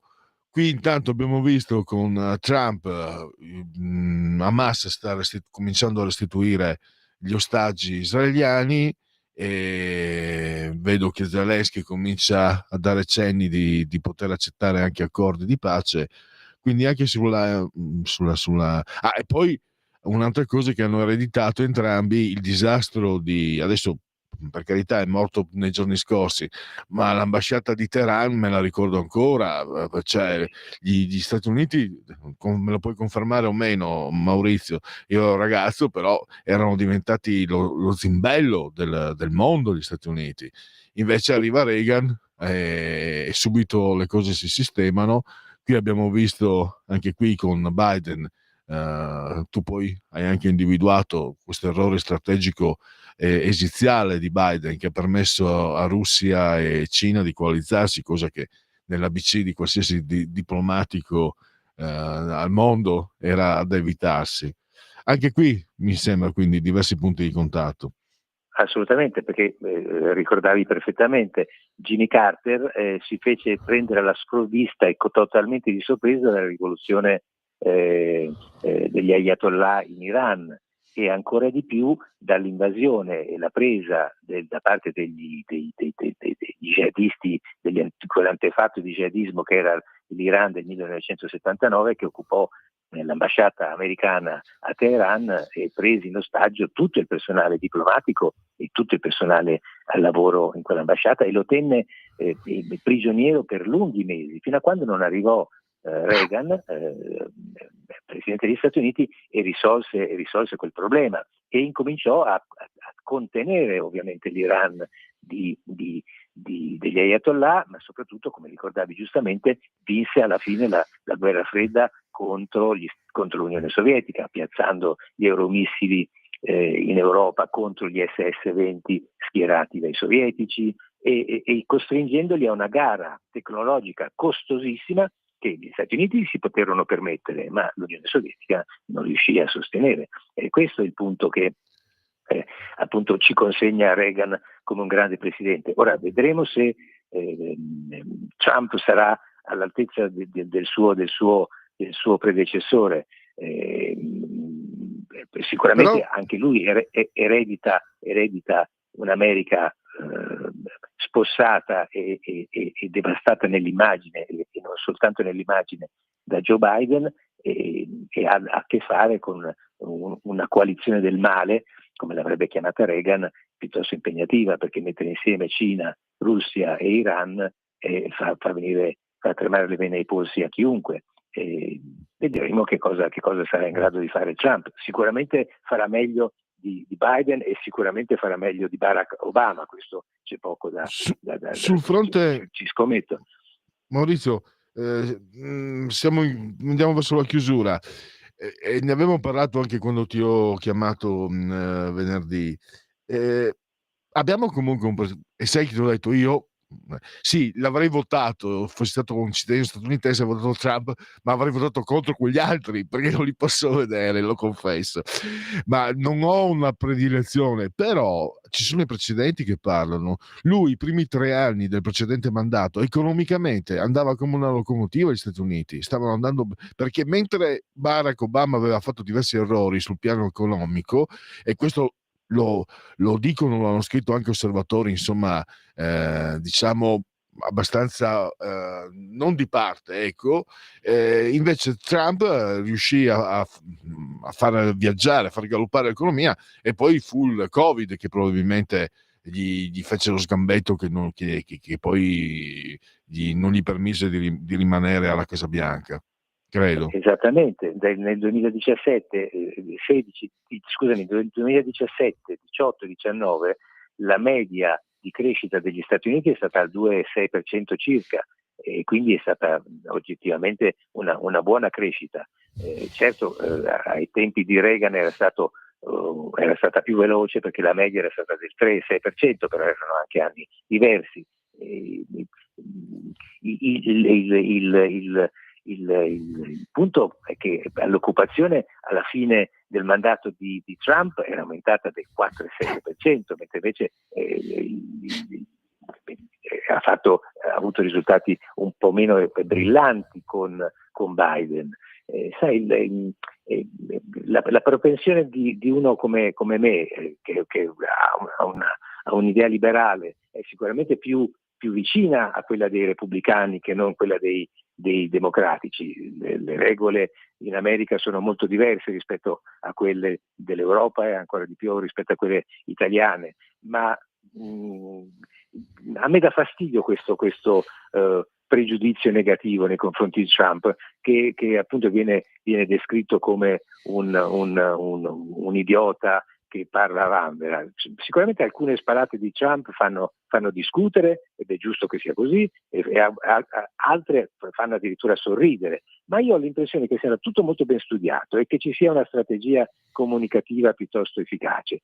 Non bisogna mai dimenticare comunque che con Trump nel primo mandato non ci sono state guerre, e anzi era riuscito con i patti di Abramo a far siglare la pace tra Israele e Giordania, per esempio, e stava andando verso la pace un trattato definitivo di pace tra Israele e Arabia Saudita, e che invece sotto Biden sono scoppiate 2 guerre disastrose, come la guerra dell'Ucraina da una parte e appunto la nuova guerra in Medio Oriente, che ha impedito l'accordo di pace tra Arabia Saudita e Israele.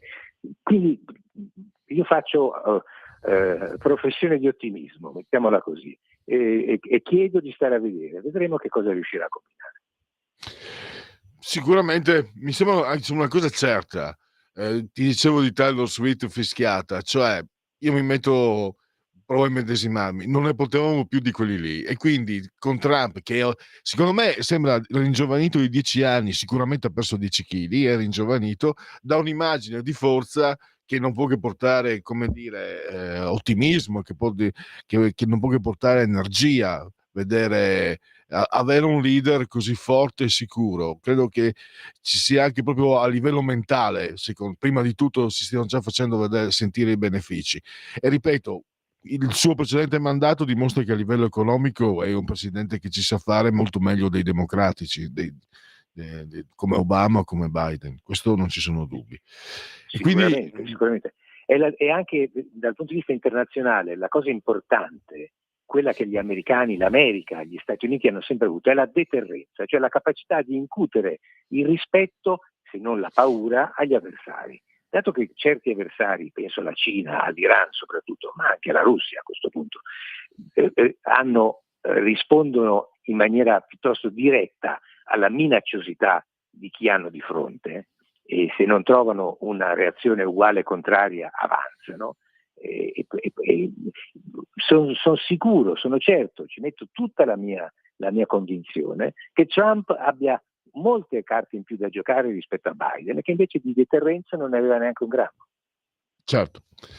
Siamo alle conclusioni. Allora, saluto Maurizio Tortorella, segnalo il suo articolo su Panorama che troverete in edicola firma mercoledì e anche online naturalmente. Grazie e a risentirci presto, Maurizio. Grazie a te Pierluigi, buonasera a tutti. Bene, andiamo allora verso la fine. Non so se c'era una telefonata, avete un paio di minuti eventualmente. So che c'era una telefonata, ma avendo l'ospite che aveva i minuti contati, ho dato la precedenza. Allora, vediamo. Quindi le linee sono aperte fino alle 57-58 e dopo devo chiudere. Allora, vediamo se ci sono aggiornamenti. Santanchè via la discussione sulla mozione di sfiducia in aula, vuoti i banchi di Lega e Forza Italia. Questo è un particolare. Vediamo. Mi dicevano di non mostrare il seno e non usare le scarpe con le borchie perché facevo jazz. La riconoscete? Torna dopo 10 anni. C'è una telefonata. Pronto?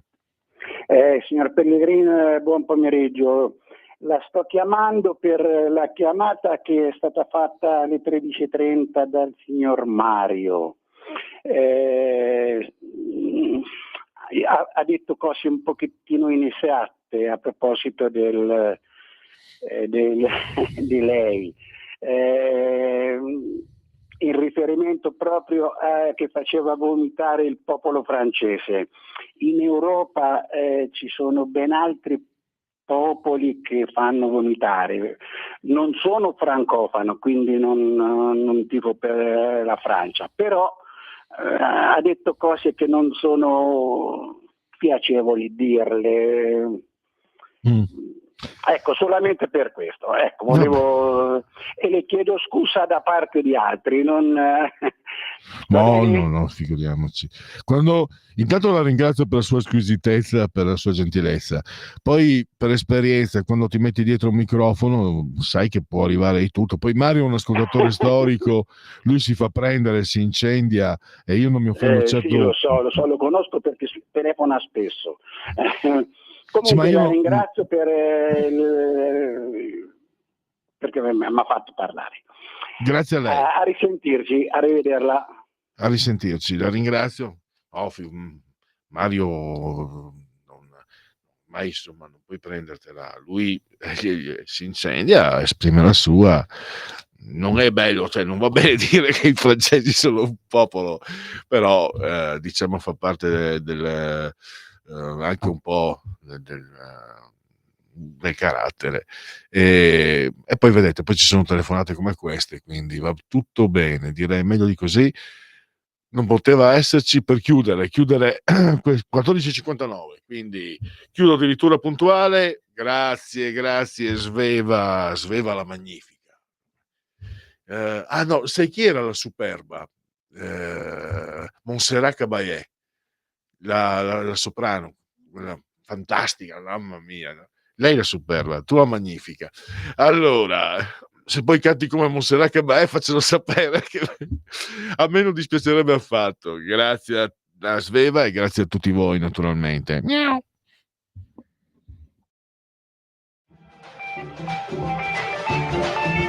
Avete ascoltato Oltre la pagina.